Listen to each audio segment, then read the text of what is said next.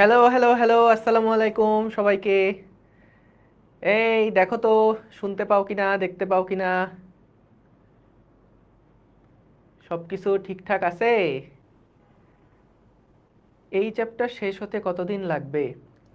আমি ভাবছি যে কেমন হয় যদি ধরো এই চ্যাপ্টার শেষ করলাম না, চলুক না, তাই না? ধরো তোমরা ভর্তি পরীক্ষা দিবা, বুয়েটে চান্স পাবা, তারপরেও ধরো এই চ্যাপ্টার পড়াই যাচ্ছি, তাইলে কেমন হয়? কোনো সমস্যা আছে? কোনো সমস্যা কিন্তু নাই, তাই না? হ্যাঁ, ওয়ালাইকুম আসসালাম বস, কি খবর? সেই হবে কিন্তু। ধরো তুমি বুয়েটে ফার্স্ট ইয়ার ফাইনাল ক্লাস করতেছো, পরীক্ষা তোমার টার্ম ফাইনাল, তখনও আমার কাজ শক্তি ক্ষমতা অধ্যায়টা শেষ হয়নি, তখন কিন্তু বিষয়টা দারুণ হবে, বুঝছো না? তখন দেখা যাবে তোমার পরীক্ষার পড়া, তোমরা ক্লাস এসে কমেন্ট করবা যে ভাইয়া আর কয়দিন লাগবে, আমাদের তো কালকে টার্ম ফাইনাল। এভাবে করে ফার্স্ট ইয়ার যাবে, সেকেন্ড ইয়ার যাবে, থার্ড ইয়ার যাবে, ফোর্থ ইয়ার যাবে, সবাই পাশ করে ফেলবা। পাশ করার পর যখন চাকরি বাকরির জন্য পড়াশোনা করবা, বা ধরো দেশের বাইরে যাওয়ার জন্য চেষ্টা করবা, তখনও ধরো আমার কাজ শক্তি ক্ষমতা অধ্যায় শেষ হয়নি, পড়িয়েই যাচ্ছি পড়িয়েই যাচ্ছি। হ্যাঁ, তাইলে কেমন হবে বলো? বলো, জিনিসটা কিন্তু ভালোই জমবে, তাই না? ভালোই জমবে। তোমাদের আমি অনেক আগে বলছি, ওই তোমাদের যদি যাদের পরীক্ষা আছে, যাদের পরীক্ষা আছে, তারা অপূর্ব ভাইয়ের ক্লাসটা পুরাটা সুন্দর করে শেষ করে ফেলো। ভাইয়া কোনো টপিক বাদ দেয় নাই, সলিড ক্লাস আছে। যদি তোমার কলেজের প্রেশার থাকে তাহলে অবশ্যই আগে ওইটা শেষ করে ফেলো। খালি খালি এখানে তুমি এই অজুহাত দিও না যে ভাই আপনারা তো চ্যাপ্টার শেষ করেন নাই, এই জন্যই তো আমি জীবন যুদ্ধে পিছিয়ে গেলাম, এগুলা বললে তখন হবে না। কারণ আর্কাইভ ক্লাস দেওয়াই এই কারণে কিন্তু, বুঝতে পারছো? এইটাই, এটাই বলছি। সো তাহলে, তাহলে এই আর কয়টা ক্লাস লাগবে ভাইয়া, কবে শেষ করবেন হাবি যাবি? আহা, এত প্যারা দাও কেন বলো তো? এত প্যারা দাও কেন? তুমি শুরু করেছো ক্লাস, কি কোনো সমস্যা? তুমি ক্লাস শুরু করেছো, তুমি বড় হবা আস্তে আস্তে, হ্যাঁ, বিয়ে শাদী করবা, বউ বাচ্চা হবে, বাচ্চা কাচ্চা হবে, হ্যাঁ, তো তখনও দেখবা যে আমি পড়িয়েই যাচ্ছি, তোমাদের কাজ শক্তি ক্ষমতা শেষ না হলে কোনো সমস্যা আছে? কোনো সমস্যা নাই। ওকে, সো আশা করি ভালো আছো সবাই। চলো আমরা শুরু করি আজকের ক্লাস, 8 নাম্বার লেকচার। আমি বলে আসছিলাম শুরু থেকেই যে আমাদের হয়তো বা 14 থেকে 15টা মতন ক্লাস লাগতে পারে, ঠিক আছে? এর কম বেশি হবে, কম না হলে বেশি হবে, ঠিক আছে? কিন্তু টপিক যা আছে, টপিক তো আমি আর নতুন করে পয়দা করতেছি না কোনো জিনিস, তাই না? তো এই জন্য আগের বছরে যা পড়ানো আছে ওইগুলাও যদি ভালোভাবে শেষ করে ফেলো, তাহলে তোমার চ্যাপ্টার যতটুকু কলেজের জন্য লাগবে পুরাপুরি ভালোভাবে শেষ হয়ে যাবে, এটুকু নিশ্চিত 100%। এরপরে তুমি জাস্ট আমার এই স্লাইডগুলো একটু দেখো, কারণ নতুন নতুন বিভিন্ন ম্যাথ যেগুলো ধরো যে আগের বছরে ভাইয়া করে নাই ওগুলো আমি করাইছি, আবার ভাইয়া আগের বছরে যেগুলো করাইছে সেগুলো হয়তো বা আমি দেখাবো না, কারণ ওগুলো তো রেকর্ডে আছেই। সো এই জন্য বলবো যে ম্যাথ দুইটা স্লাইডই দেখবা, অপূর্ব ভাইয়ারটাও দেখবা, আমারটাও দেখবা। কিন্তু ক্লাস যে কোনো একটা ভালো মতন শেষ করলেই কিন্তু হয়ে যাবে ইনশাল্লাহ, কোনো অসুবিধা নাই, কোনো টেনশন নাই, ঠিক আছে? ঠিক আছে, ওকে। সো শোনো, প্রথমে আগে আমরা একটা ম্যাথ প্রবলেম করব, বুঝছো? এই ম্যাথ প্রবলেমটা খুবই মজা, তুমি দেখবা যে হঠাৎ করে রাত্রেবেলা ঘুমায় আসো, ঘুম থেকে হাসতে হাসতে উঠে পড়ছো, কেন, কি হয়েছে? স্বপ্নে দেখছো যে আরে কি সুন্দর একটা ম্যাথ করছিলাম ক্লাসের মধ্যে, এইরকম টাইপের একটা ম্যাথ, বুঝতে পারছো? তো ম্যাথটাকে একটু তুলে ফেলো, চট করে একটু তুলে ফেলো, ম্যাথটা খুব অসাধারণ ম্যাথ। অপূর্ব দাদা স্লাইড দেয় নাই, এই কেন, ক্লাস আছে না? ক্লাস আছে না তোমার? হোয়াইট বোর্ড নাই, স্মার্ট বোর্ডের ক্লাসগুলো করবা। স্মার্ট বোর্ডের ক্লাসগুলো কি স্লাইড নাই আবির? অপূর্বটাই দেখো তো, ওইটা যদি থাকে। না, স্মার্ট বোর্ডেরটা স্লাইড আছে না? আচ্ছা, না থাকলে লাইভ ক্লাস যেটা আছে ওইটাই করবা, রেকর্ড ক্লাসটা পুরাটা করবা, তাইলেই হইলো, ঠিক আছে? যা পড়ি তাই ভুলে যাই, আনবিলিভেবল। যা পড়ো তাই ভুলে যাও, এটা নিয়ে আমার একটা একটা সুন্দর গল্প আছে, বলবো না তোমাদের, আগে তুলে নাও, তুলে নাও আগে, তারপরে বলতেছি, ঠিক আছে? আগে তুলে নাও। পোলাপান ভুলে যায়, তাই নিয়ে কত আফসোস, আরে। অপূর্ব দাদা আর্কাইভ করলে হবে, শোনো, যেখানে অপূর্ব আছে, তো ও যদি দাঁড়ায় থাকে কিছু না পড়ায়, ওই দাঁড়ায় থাকা দেখলেও পড়া হয়ে যাবে, বুঝতে পারছো? তো এই কথা, এই প্রশ্ন করা অবান্তর যে অপূর্ব দাদার আর্কাইভ করলে হবে কিনা। যদি দেখো কোনো একটা ক্লাসে অপূর্ব দাঁড়ায় আছে, এই দাঁড়ায় থাকাও যদি তুমি তাকায় থাকো, তাইলেও দেখবা যে পড়া হয়ে গেছে, বুঝতে পারছো? আসলেই তাই, হবে, অবশ্যই হবে, কোনো সন্দেহ নাই। কলেজে এক্সাম হচ্ছে, ক্লাস করা উচিত। কি বুঝলাম না? হ্যাঁ অবশ্যই ক্লাস করা উচিত। হ্যাঁ ঠিক আছে মোরসালিন, নক দিও, অসুবিধা নাই, দেখবো না। ঠিক আছে, তোলা হয়েছে আশা করি সবার, আশা করি সবার তোলা হয়ে গেছে। হ্যাঁ ঠিক আছে, চলেন তাহলে আমরা শুরু করি। হ্যাঁ, না এটা তোমার নেটের সমস্যা সাজিদ, এটা নেটের সমস্যা। আমাদের এন্ড থেকে ঠিক আছে, এটা কোনো অসুবিধা নাই।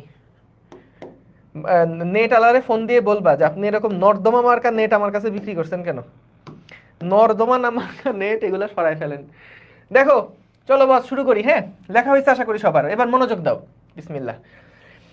10 কেজি ভরের কোনো একটা বস্তুকে খাড়া উপরের দিকে 250 মিটার/সেকেন্ড বেগে ছোড়া হলো।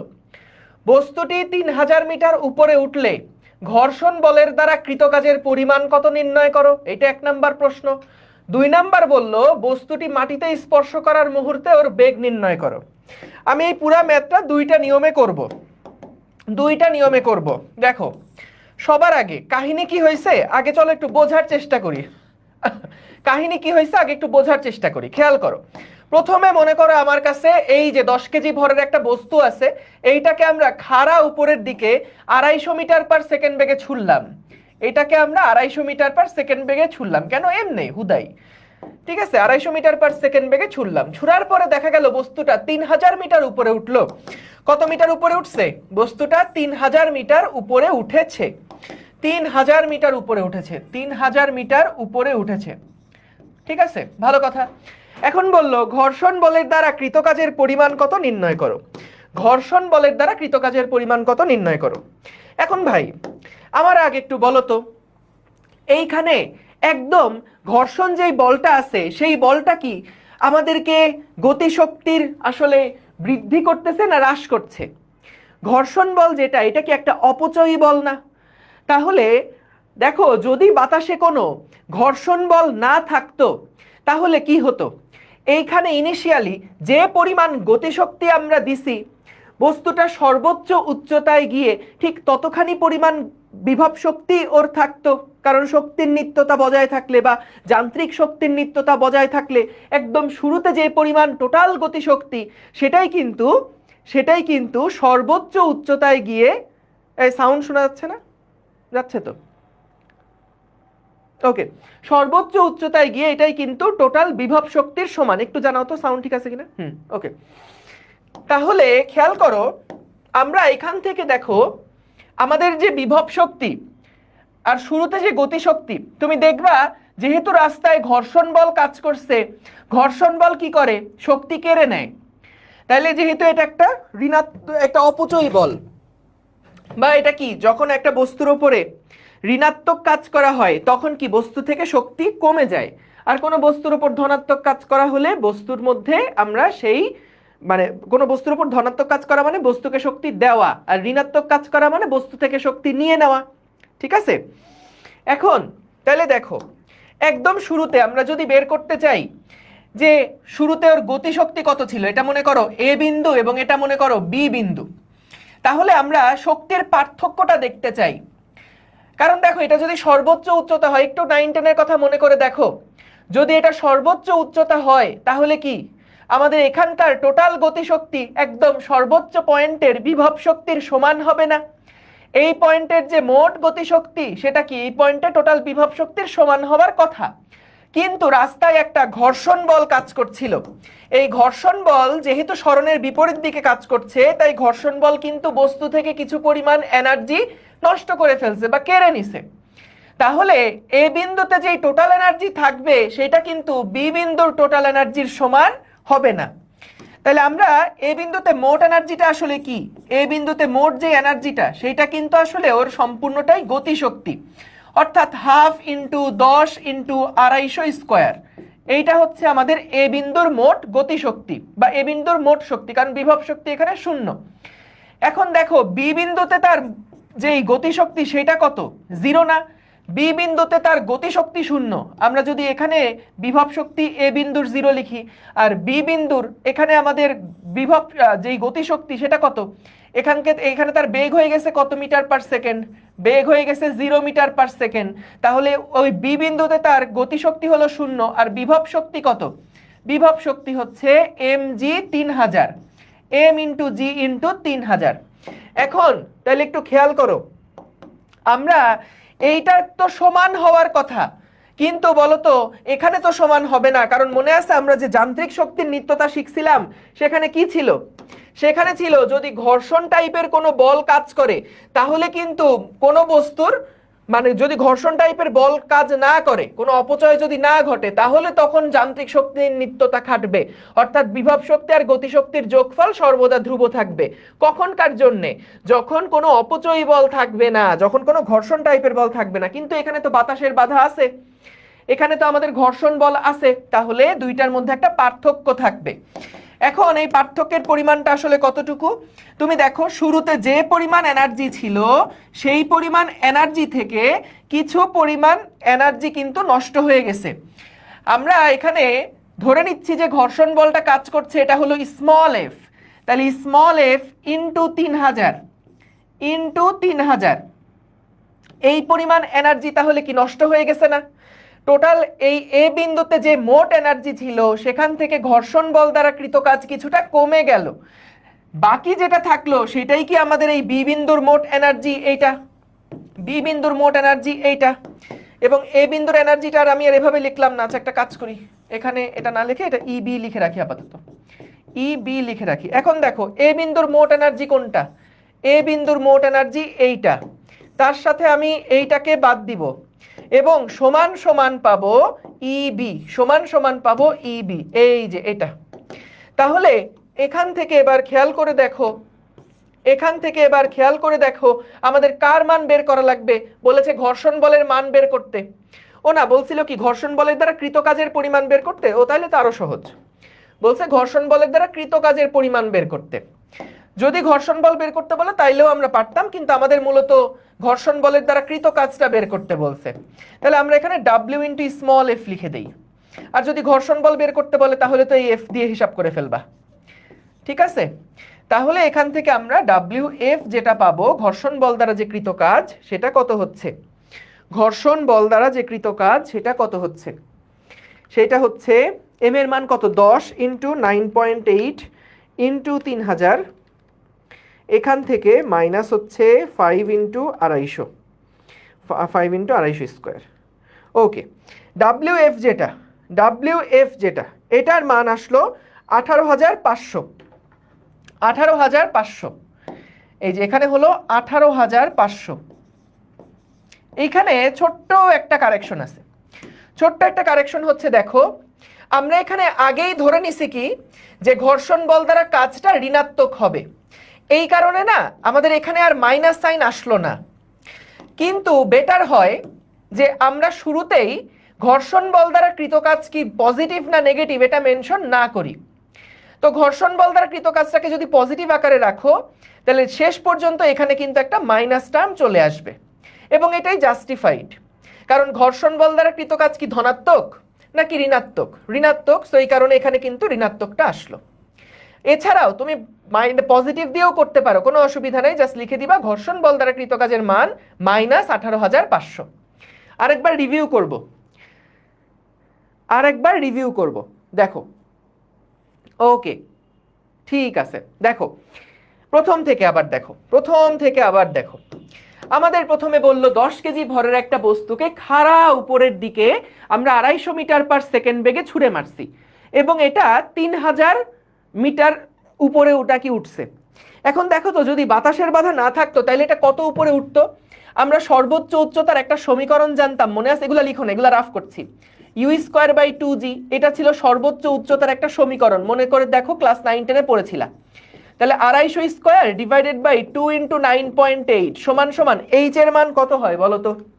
250 square divided by 2 divided by 9.8, এটা আসে দেখো 3188.78 এত মিটার আসে। এখন দেখো তার মানে তার সর্বোচ্চ উচ্চতা এত হওয়ার কথা ছিল, কিন্তু তার সর্বোচ্চ উচ্চতা কত হয়েছে? 3000 মিটার পর্যন্ত সে উপরে উঠছে। তার মানে ঘর্ষণ বল এখানে ওর থেকে কিছুটা এনার্জি নষ্ট করে দেওয়ার কারণে ওর বিভব শক্তি এত উচ্চতা পর্যন্ত আসেনি, বিভব শক্তি 3000 পর্যন্ত উঠে যেটা হয় সেটা হয়ে গেছে। 3000 পর্যন্ত সে সর্বোচ্চ এনার্জিটা দেখাতে পারছে, তার বাকি যে এনার্জিটুকু ছিল সেটা কিন্তু ঘর্ষণ বলের প্রভাবে নষ্ট হয়ে গেছে। ঠিক আছে, এখন তাইলে দেখো যে আমরা এইখানে একদম শুরুতে টোটাল এনার্জি কত ছিল, এটা গতিশক্তি, এটা বিভব শক্তি। বি বিন্দুতে যখন আসো তখনকার বিভব শক্তি কত, তখনকার গতিশক্তি কত, বিভব শক্তি কত লিখলাম। এখন দুইটা তো সমান না। কেন সমান না? কারণ এই রাস্তার মধ্যে কিন্তু একটা বল কাজ করছে। তাহলে এখানে যে ঘর্ষণ বল কাজ করছে, এই এই এনার্জিটার সাথে যে পরিমাণ কাজ পরবর্তীতে আমরা বি বিন্দুতে যাওয়ার সময় যুক্ত করছি সেটাকে যোগ করব। কি বললাম আবার বলি, এ বিন্দুতে এই পরিমাণ এনার্জি ছিল, বি বিন্দুতে যাওয়ার মাঝখানে, রাস্তার মাঝখানে অর্থাৎ এ থেকে বি তে যাওয়ার মাঝখানে আমরা এখানে ঘর্ষণ বল দ্বারা একটা কাজ করছি। এটা পজিটিভ না নেগেটিভ সেটা পরের আলাপ। প্রথমে এ বিন্দুতে ছিলাম, তারপরে আমরা একটা বল প্রয়োগ করছে বস্তুটার উপরে, তার কারণে একটা কাজ হয়েছে, এর ফলে মোট এনার্জি পাওয়া গেছে বি বিন্দুতে, সেটা এটার সমান। এভাবে এভাবে হিসাব করে দেখলাম। হিসাব করার পরে এখান থেকে আসলো WF সমান সমান -18,500 জুল। এটা কি মিন করছে? যে এটা আমাদের একটা এনার্জি লস করছে, ঘর্ষণ বল যেটা সেটা কিন্তু এনার্জিটা দেখো নষ্ট করে দিছে বা কমায় দিছে। তাহলে আমাদের এখানে আমাদের ঘর্ষণ বল দ্বারা যে কৃত কাজ সেটা কিন্তু -18,500 জুল। ঠিক আছে, এইটুকু বুঝছি। আচ্ছা, তো এটা তো বের করলাম। পরের প্রশ্ন কি? পরেরটা বললো বস্তুটি মাটিতে স্পর্শ করার মুহূর্তে ওর বেগ নির্ণয় করো। বস্তুটি মাটিতে স্পর্শ করার মুহূর্তে তার বেগ কত হবে নির্ণয় করো। এখন আচ্ছা, আরেকটা জিনিস, যদি এখান থেকে প্রশ্ন আসতো যে ঘর্ষণ বলের মান কত নির্ণয় করো, তাহলে পারতাম না আমরা বের করতে? যদি বলতো ঘর্ষণ বলের মান নির্ণয় করো তাহলে পারতাম না, কারণ এখানে তখন F ইন্টু আমরা 3000 দিয়ে করতাম এবং তখন F এর মানটা কত বের হয়ে যেত। বা তুমি এখান থেকেও চিন্তা করতে পারো যে আমাদের ধরো বললো যে ঘর্ষণ বলের মান বের করো, সাপোজ, এটা চাই না এই প্রশ্নে, তবুও একটু লিখে রাখো যে ঘর্ষণ, আচ্ছা পরে ওই সাইডটাতে লিখি, দাও এই সাইডটাতে লিখি যে ঘর্ষণ বলের মান যদি চাই, ঘর্ষণ বলের মান, তাহলে দেখো ঘর্ষণ বল দ্বারা কৃত কাজ কত, 18,500। ঘর্ষণ বল হচ্ছে small f into 3000 into cos বল আর সরণের মধ্যবর্তী কোণ হচ্ছে 180 ডিগ্রি সমান সমান -18,500 -18,500। তাহলে এখান থেকে আমরা f এর মানটা কিন্তু বের করে ফেলতে পারবো যে 18,500 ডিভাইডেড বাই হলো 3000। তাহলে 185/30, 185/30 6 দশমিক সামথিং, 185/30 6.16, 6.16 নিউটন পরিমাণ ঘর্ষণ বল এখানে কাজ করছিল। যাই হোক, আমরা পরেরটাতে আসি। পরের প্রশ্ন কি বলল? পরের প্রশ্ন বলল যে বস্তুটা যদি আমি এবার ছেড়ে দেই, এই যে সিচুয়েশনটা ছিল, আমরা এবার কি করব? এবার বস্তুটা উপর থেকে নিচের দিকে পড়ছে, এবার বস্তুটা উপর থেকে নিচের দিকে পড়ছে। তাহলে বলো তো ঘর্ষণ যেই বলটা সেটা কি এবার উপরের দিকে হবে না? ঘর্ষণ বল এবার উপরের দিকে হবে, এবং যখন এই বস্তুটা নিচের দিকে এসে পড়বে এইখানে আমরা তার বেগ কত হয় সেটা বের করতে চাই। বস্তুটা নিচের দিকে যখন পড়বে, যখন এইখানে আসবে তখন তার ফাইনাল বেগটা কত হয় এইটা আমরা এবার বের করতে চাই। সো প্রশ্ন বুঝছো? উপরে উৎছুড়ে মারছিলাম, ঘর্ষণ বলের প্রভাবে এর আস্তে আস্তে শক্তি কমতে কমতে সেটা 3000 মিটার উচ্চতায় গেছিল, এবং তারপরে যখন আবার নিচে নামবে তখনও তো তার মধ্যে একটা ঘর্ষণ বল আছে, একটা বাতাসের বাধা আছে। তাহলে ওই বাতাসের বাধা কিন্তু এখানে, বা যে ঘর্ষণ বলটা আছে সেই ঘর্ষণ বলটা কিন্তু তার থেকে এনার্জি আরো এখন কমায় দিতে থাকবে, এবং তারপরে সেটা এই বিন্দুতে এসে পতিত হবে। তাহলে খেয়াল করো আবারও আগের জিনিস, যে যখন একদম এই বি বিন্দুতে আছে, যখন এটা এখন বি বিন্দুতে আছে তখন তার মোট এনার্জি কত? মোট এনার্জি ওর গতিশক্তি ½ m0² প্লাস ওর বিভব শক্তি হচ্ছে mg ইন্টু 3000, mg ইন্টু 3000। এবং তারপরে যখন এটা এ বিন্দুতে আসলো, এ বিন্দুতে যখন আসলো, এখানে যখন আসলো, তখন তার মোট এনার্জি কত? বিভব শক্তি হচ্ছে 0, ½ mv ফাইনাল স্কয়ার প্লাস বিভব শক্তি হচ্ছে 0। এখন কি করব খেয়াল করো, যখন বি বিন্দু থেকে সে এ বিন্দুতে আসলো রাস্তার মধ্যে কিন্তু ঘর্ষণ বল দ্বারা একটা কাজ হয়েছে, ঘর্ষণ বল দ্বারা একটা কাজ হয়েছে। কেন প্লাস করলাম? এটা আমরা এভাবে চিন্তা করছি, দেখো যে ইবি যেটা সেটা তো এখানকার এনার্জি। যখন এই বস্তুটা নিচের দিকে পড়ছে তখন এই বস্তুটার উপরে একটা কাজ হচ্ছে, তো সেই কাজটা আমরা এখানে যোগ করলাম। কাজটা যদি ধনাত্মক হয় তাহলে এইখানে এনার্জি বেড়ে যাবে, এই কাজটা যদি ঋণাত্মক হয় তাহলে এখানে এনার্জি কমে যাবে, সিম্পল। সো তাহলে ই বি যেটা, সেটার ভ্যালুটা কত? ই বি এর ভ্যালু হচ্ছে mg ইন্টু 3000। WF এর মান কত? WF এর মান যেটা, সেটা হচ্ছে -18,500, -18,500 লিখলাম। এবং এ বিন্দুতে বস্তুটার যে এনার্জি সেটা হলো 12 mv ফাইনাল স্কয়ার। এই দেখো, তাহলে এখান থেকে আমরা কিন্তু এখন এই ভি ফাইনালের ভ্যালু কত বের করে ফেলতে পারবো। দেখো কত আসে, কত আসে, কত আসে। এটা আরো অনেক নিয়মে করা যায়, আমি এর পরে আরেকটা নিয়ম দেখাবো, নিজেরাই করে ফেলতে পারবা।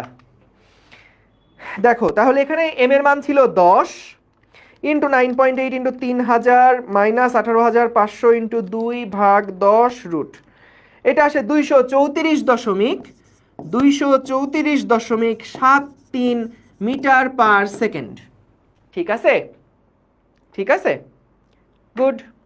না আমার নেট ঠিক আছে, আমার নেট ঠিক আছে, আমার নেট ঠিক আছে, অসুবিধা নাই। ঠিক আছে, সহজ, একদম সহজ, একদম সহজ। হ্যাঁ, ক্লিয়ার। এরপরে চলো এই ম্যাথটা আমরা এবার আরেকটু ডিফারেন্ট একটা অ্যাপ্রোচে করি, ডিফারেন্ট আরেকটা অ্যাপ্রোচে করি। ওকে, সো এবার আমরা কাজ শক্তি উপপাদ্য দিয়ে ম্যাথটা করতে চাই। কাজ শক্তি উপপাদ্য কি ছিল? কাজ শক্তি উপপাদ্যটা দেখো, কাজ শক্তি উপপাদ্যটা আমাদেরকে বলে যে কোনো একটা বস্তু আছে, এই বস্তুটার উপরে যতগুলো বল কাজ করছে সবগুলো বল দ্বারা কৃত যে মোট কাজ সেটা হচ্ছে বস্তুর গতিশক্তির পরিবর্তনের সমান। কোনো বস্তুর উপর সবগুলো বল দ্বারা কৃত মোট কাজ বস্তুর গতিশক্তির পরিবর্তনের সমান। Very good. এখন তাইলে খেয়াল করো যে এটা হলো আমাদের সেই ভূমি। আমরা এই যে একটা ভরের বস্তু রাখা আছে, এই বস্তুটাকে উপরের দিকে ছুঁড়ে মারছিলাম 250 মিটার পার সেকেন্ড বেগে, 250 মিটার পার সেকেন্ড বেগে। তার আগে একটু বলে রাখি যে ভাই দুই নিয়মে কেন শিখবো, আমি তো এক নিয়মে করলেই তো হয়, যে কোনো একটা দেখাইলেই তো হয়। আপনি দুইটা দেখাইলে লাভটা কি? লাভটা সরাসরি পরীক্ষার মধ্যে টের পাবা। অনেক সময় গ আর ঘ, এই গ ঘ প্রশ্নের মধ্যে দুইটা স্টাইলেই তোমাকে প্রশ্নের অ্যান্সার করতে হয়। কেন, কিভাবে? তোমাকে ধরো বলল গ নাম্বার প্রশ্নে গিয়ে ধরো বলল যে ঘর্ষণ বলের মান কত নির্ণয় করো, আর ঘ নাম্বার প্রশ্নে গিয়ে বলতে পারে এই পুরো ঘটনাটি যে কাজ শক্তি ক্ষমতা বা কাজ শক্তি উপপাদ্যটা মেনটেন করছে বা কাজ শক্তি উপপাদ্যটা মেনে চলছে সেটা গাণিতিক যুক্তি দিয়ে দেখাও। আমরা এরকম প্রশ্ন পাবো। সো তখন প্রথমেই তুমি যদি কাজ শক্তি উপপাদ্য ইউজ করে ম্যাথ করে ফেলো তাহলে পরের দিকে তো আর ওইটা জাস্টিফাই করতে পারবা না। সো এই জন্য এই কথাগুলো না বুঝলে জাস্ট এটুকু মাথায় রাখো যে দুইটা নিয়মেই শেখার দরকার আছে, এবং এটা গতে একটা নিয়মে করতে হয়, ঘতে আরেকটা নিয়মে করতে হয়। এইরকম কিছু সিকিউ প্রবলেম বোর্ডে আসছে। সো এই জন্য দুইটা নিয়ম দেখে রাখাটা উত্তম, দুইটাই অ্যাপ্লাই করা লাগতে পারে। যখন আমি ওই বোর্ডের সিকিউটা সলভ করব তখনই বুঝতে পারবো, অসুবিধা নেই, কিন্তু এখন দেখাচ্ছি, দেখে রাখো। কি বলছে? এত মিটার পার সেকেন্ড বেগে একটা বস্তুকে উপরের দিকে ছুঁড়ে মারার ফলে বস্তুটা কতটুকু উচ্চতা গিয়েছিল? বস্তুটা উপরের দিকে গিয়েছিল 3000 মিটার। বস্তুটা উপরের দিকে গিয়েছিল 3000 মিটার। আচ্ছা, এখন চলো আমরা কাজ শক্তি উপপাদ্য অ্যাপ্লাই করি। একটা বস্তুর উপরে কৃত যে মোট কাজ সেইটা হবে এই বস্তুর গতিশক্তির পরিবর্তনের সমান। এখন ভাই বলো তো আমাদের এই বস্তুটার উপরে কি কি বল কাজ করছে? আমাদের এই বস্তুটার উপরে কি কি বল কাজ করছে? একটা বল কাজ করছে নিচের দিকে, যেটা হলো এমজি। এমজি একটা বল এর উপরে কাজ করছে, এবং আরেকটা বল কাজ করছে ঘর্ষণ বল। আরেকটা বল কাজ করছে ঘর্ষণ বল। তাহলে দুইটা বল দ্বারা কৃত কাজ চলো আমরা একটু লিখি। আমাদের এমজি বল দ্বারা কৃত কাজ কত হবে? MG into 3000 into cos 180 degree না? কজ 180 ডিগ্রি না? কারণ বল আর সরণ দুইটা দুইটা বিপরীত দিকে, এই যে বল আর সরণ দুইটা বিপরীত দিকে। এবং দেখো আমাদের ঘর্ষণ বল দ্বারা কৃত কাজও কিন্তু ঋণাত্মক।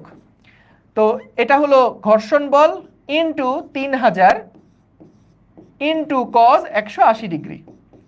ঘর্ষণ বল এবং সরণের মধ্যবর্তী কোণ হচ্ছে 180 ডিগ্রি। এখন এদের বলো তো গতিশক্তির পরিবর্তন কত? যখন সর্বোচ্চ উচ্চতায় উঠছে তখন তো তার বেগ হলো 0 মিটার পার সেকেন্ড।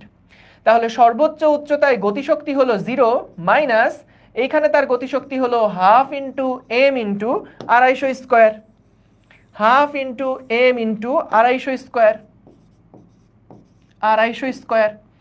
তাহলে এখান থেকে আমরা দেখো সবগুলোর ভ্যালু কিন্তু দেওয়া আছে, সবগুলোর ভ্যালু দেওয়া আছে। আমরা এখান থেকে চাইলে ঘর্ষণ বলও বের করতে পারি, বা এখান থেকে আমরা চাইলে কিন্তু এই যে দেখো এটা কি, এটা হচ্ছে সেই ঘর্ষণ বল দ্বারা কৃত কাজ, পুরাটাই ঘর্ষণ বল দ্বারা কৃত কাজ। ঠিক আছে, তাহলে এখানে কত আসে? Minus MG into 3000, minus MG into 3000। তারপরে এখানে আসছে এটা হলো আমাদের সেই ঘর্ষণ বল দ্বারা কৃত কাজ, সমান সমান minus half M V square, half into 10 into 250 square. তাহলে দেখো তো ডাব্লিউএফ এর মানটা কত হয়? ডাব্লিউএফ এর মানটা কত হয়? এমজিএইচ 10 ইন্টু 9.8 ইন্টু 3000 আর মাইনাস হচ্ছে 5 ইন্টু 250 স্কোয়ার।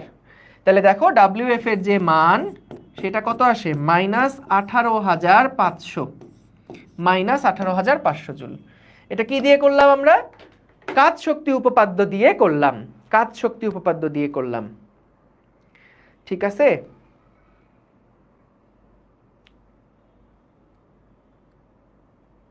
গেল, বুঝলাম। এখন দেখো, হ্যাঁ এখন দেখো এটা যদি বুঝি, এবার বললো বস্তুটা মাটিতে স্পর্শ করার মুহূর্তে ওর বেগ নির্ণয় করো, মাটিতে স্পর্শ করার মুহূর্তে ওর বেগ নির্ণয় করো। এটা দেখো আমরা আরেকটু স্মার্টলি করব, এইটা আমরা আরেকটু স্মার্টলি করব। কিভাবে দেখো, কিভাবে দেখো, এটা তো আমাদের 1 নাম্বার প্রবলেমটা গেল, এখানে 2 নাম্বার প্রবলেমের সলভ।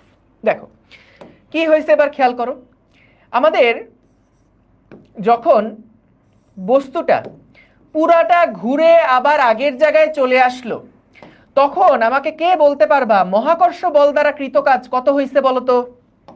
আমরা কাজ শক্তি উপপাদ্য যখন লিখি তখন কি লিখি?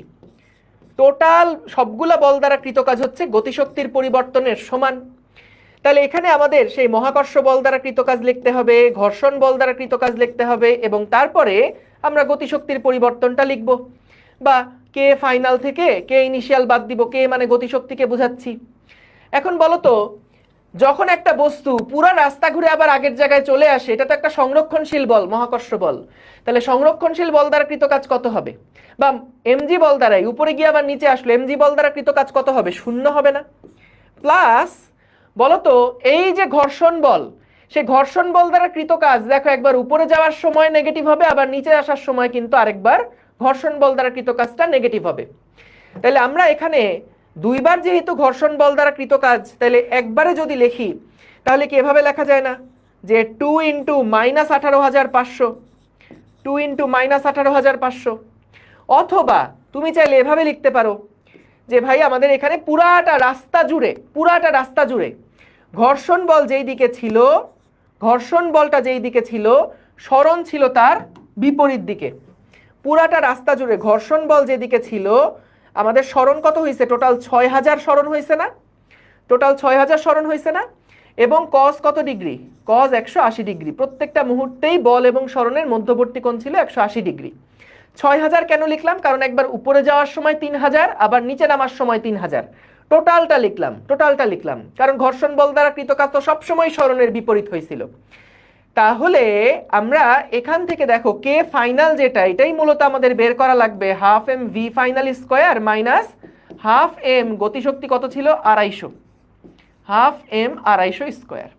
ঠিক আছে, তাহলে এখান থেকে আমরা দেখো এইটা তো ঘর্ষণ বল দ্বারা কৃত কাজের ডাবল না, কারণ ঘর্ষণ বল দ্বারা কৃত কাজ এটা তো ছিল শুধু উপরে যাওয়ার ক্ষেত্রে, নিচে নামার ক্ষেত্রে এটা ডাবল হবে।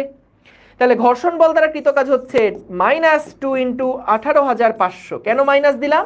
কারণ এখান থেকেই দেখতে পাচ্ছ ঘর্ষণ বল দ্বারা কৃত কাজ কি হয়, নেগেটিভ হয়। এবং এটা সমান সমান হচ্ছে half into M into V final square minus 250 square.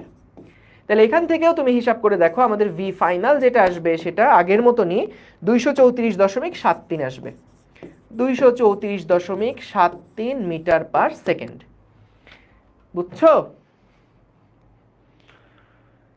ঠিক আছে,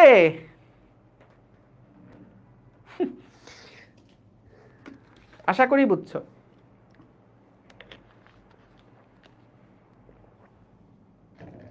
ডাব্লিউজিটা আরেকবার, ডাব্লিউজিটা হচ্ছে মহাকর্ষ বল দ্বারা কৃত কাজ। মহাকর্ষ বল দ্বারা কৃত কাজ কি, যখন উপরে যাচ্ছে তখন মহাকর্ষ বল দ্বারা কৃত কাজ হচ্ছে মাইনাস এমজি ইন্টু 3000, তাই না? আবার যখন নিচে নামলো তখন কি প্লাস এমজি ইন্টু 3000। তাহলে মহাকর্ষ বল দ্বারা যে মোট কাজ সেটা কত হয়ে যাচ্ছে, 0 হয়ে যাচ্ছে না? তুমি আলাদা আলাদা করে চিন্তা করতে পারো, কিন্তু বলছিলাম একটা কথা মনে আছে, সংরক্ষণশীল বল দ্বারা কৃত কাজ যখন পুরো রাস্তা ঘুরে আসে সেই সংরক্ষণশীল বল দ্বারা কৃত কাজ কিন্তু 0 হয়। তাই ওই চিন্তা করে একবারে 0 বসাই দিতে পারলাম আর কি। এই বুঝতে পারছো? বলো এই অঙ্কগুলা কি কঠিন? বলো তো এই অঙ্কগুলা কি কঠিন? এই অঙ্কগুলা কি কঠিন?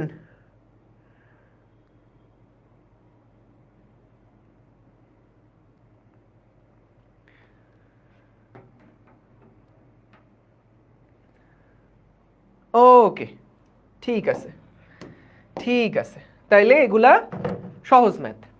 তাহলে মাটিতে স্পর্শ করার মুহূর্তে তার বেগ কত এটা আমরা বের করে ফেললাম। দুইভাবেই করতে পারো, একটা হলো শক্তির সংরক্ষণশীলতা দিয়ে, আর আরেকটা হচ্ছে কাজ শক্তি দিয়ে। একটু আমি লিখে দেই, এটা হলো শক্তির সংরক্ষণশীলতা দিয়ে, এইটা হলো,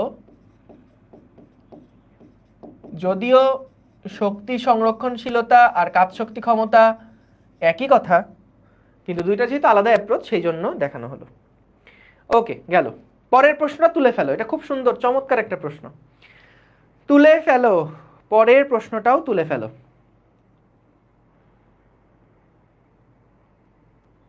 ডব্লিউএফ নির্ণয় করার সময় মহাকর্ষ বল দ্বারা কৃত কাজ হিসাব করলাম না কেন, কোথায়? এটার কথা বলছো? ডব্লিউএফ বের করার সময় এটা কেন? দেখো যখন আমরা একটা সরণ হয়েছিল উপরের দিকে, যখন একটা সরণ হয়েছে তখন তো মহাকর্ষ বল দ্বারা কৃত কাজ আছে, কারণ সরণটা 3000 হয়েছে। কিন্তু যখন আবার ফেরত আসলো তখন সরণ কি শূন্য হয়ে গেছে না? তাইলে মহাকর্ষ বল দ্বারা কৃত কাজ কত হয়ে যাবে, এমজি ইন্টু 0। এই জন্য টোটালটা 0 হয়ে গেল, কারণ মহাকর্ষ বল তো একটা সংরক্ষণশীল বল। এই সংরক্ষণশীল অসংরক্ষণশীল নিয়ে কিন্তু ডিটেইল লেকচার ছিল আগের গুলাতে, ওইগুলো একটু দেখে আসবা। আস্তে কথা বলেন ভাই, আয় হায়, আমাকে তো উল্টা বলে যে আমি অনেক আস্তে আস্তে কথা বলি। আমার একজন ভিডিও এডিটর আছে, সেই ভাইয়া বলে যে ভাই আপনি এত আস্তে কথা বলেন, 2x স্পিডেও দেখলে মনে হয় যে স্লো করে কথা বলতেছেন, আর তোমরা এদিকে বলে আমি জোরে কথা বলি। হ্যাঁ, সম্পূর্ণ লুপে এমজি দ্বারা কাজ 0 জুল, রাইট, এইটাই ঠিক আছে। তোলা হয়েছে? ও ছি ছি ছি, স্লাইড পাল্টাও, এই যে যে এই যে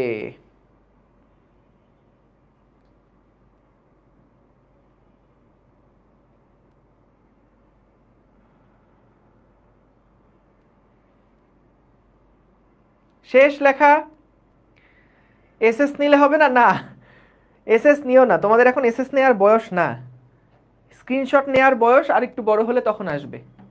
এখন স্ক্রিনশট নিও না, এখন খাতায় তোলো। স্ক্রিনশট নিলে ওটা সারা জীবন স্ক্রিনশট হিসেবেই থেকে যাবে, খাতায় তুলে ফেলো। আশা করি তুলে ফেলেছো। ওকে, চলো এই প্রশ্নটা, যে কোনো প্রশ্ন পড়ার পরে আগে ছবি এঁকে ফেলবা। কি বলছে দেখো, 4 কেজি বস্তু একটি আনত তলবে নিচে নামছে। 4 কেজি ভরের বস্তু একটা আনত তলবে নিচে নামছে। আনত তলটি 6 মিটারের উঁচু এবং 10 মিটারের লম্বা। তার মানে কি ভাইয়া জানো? তার মানে হচ্ছে কাহিনীটা কেমন দেখো, যে এইটা একটা আনত তল, এইটা একটা আনত তল, তো এই যে আনত তলটা, আরে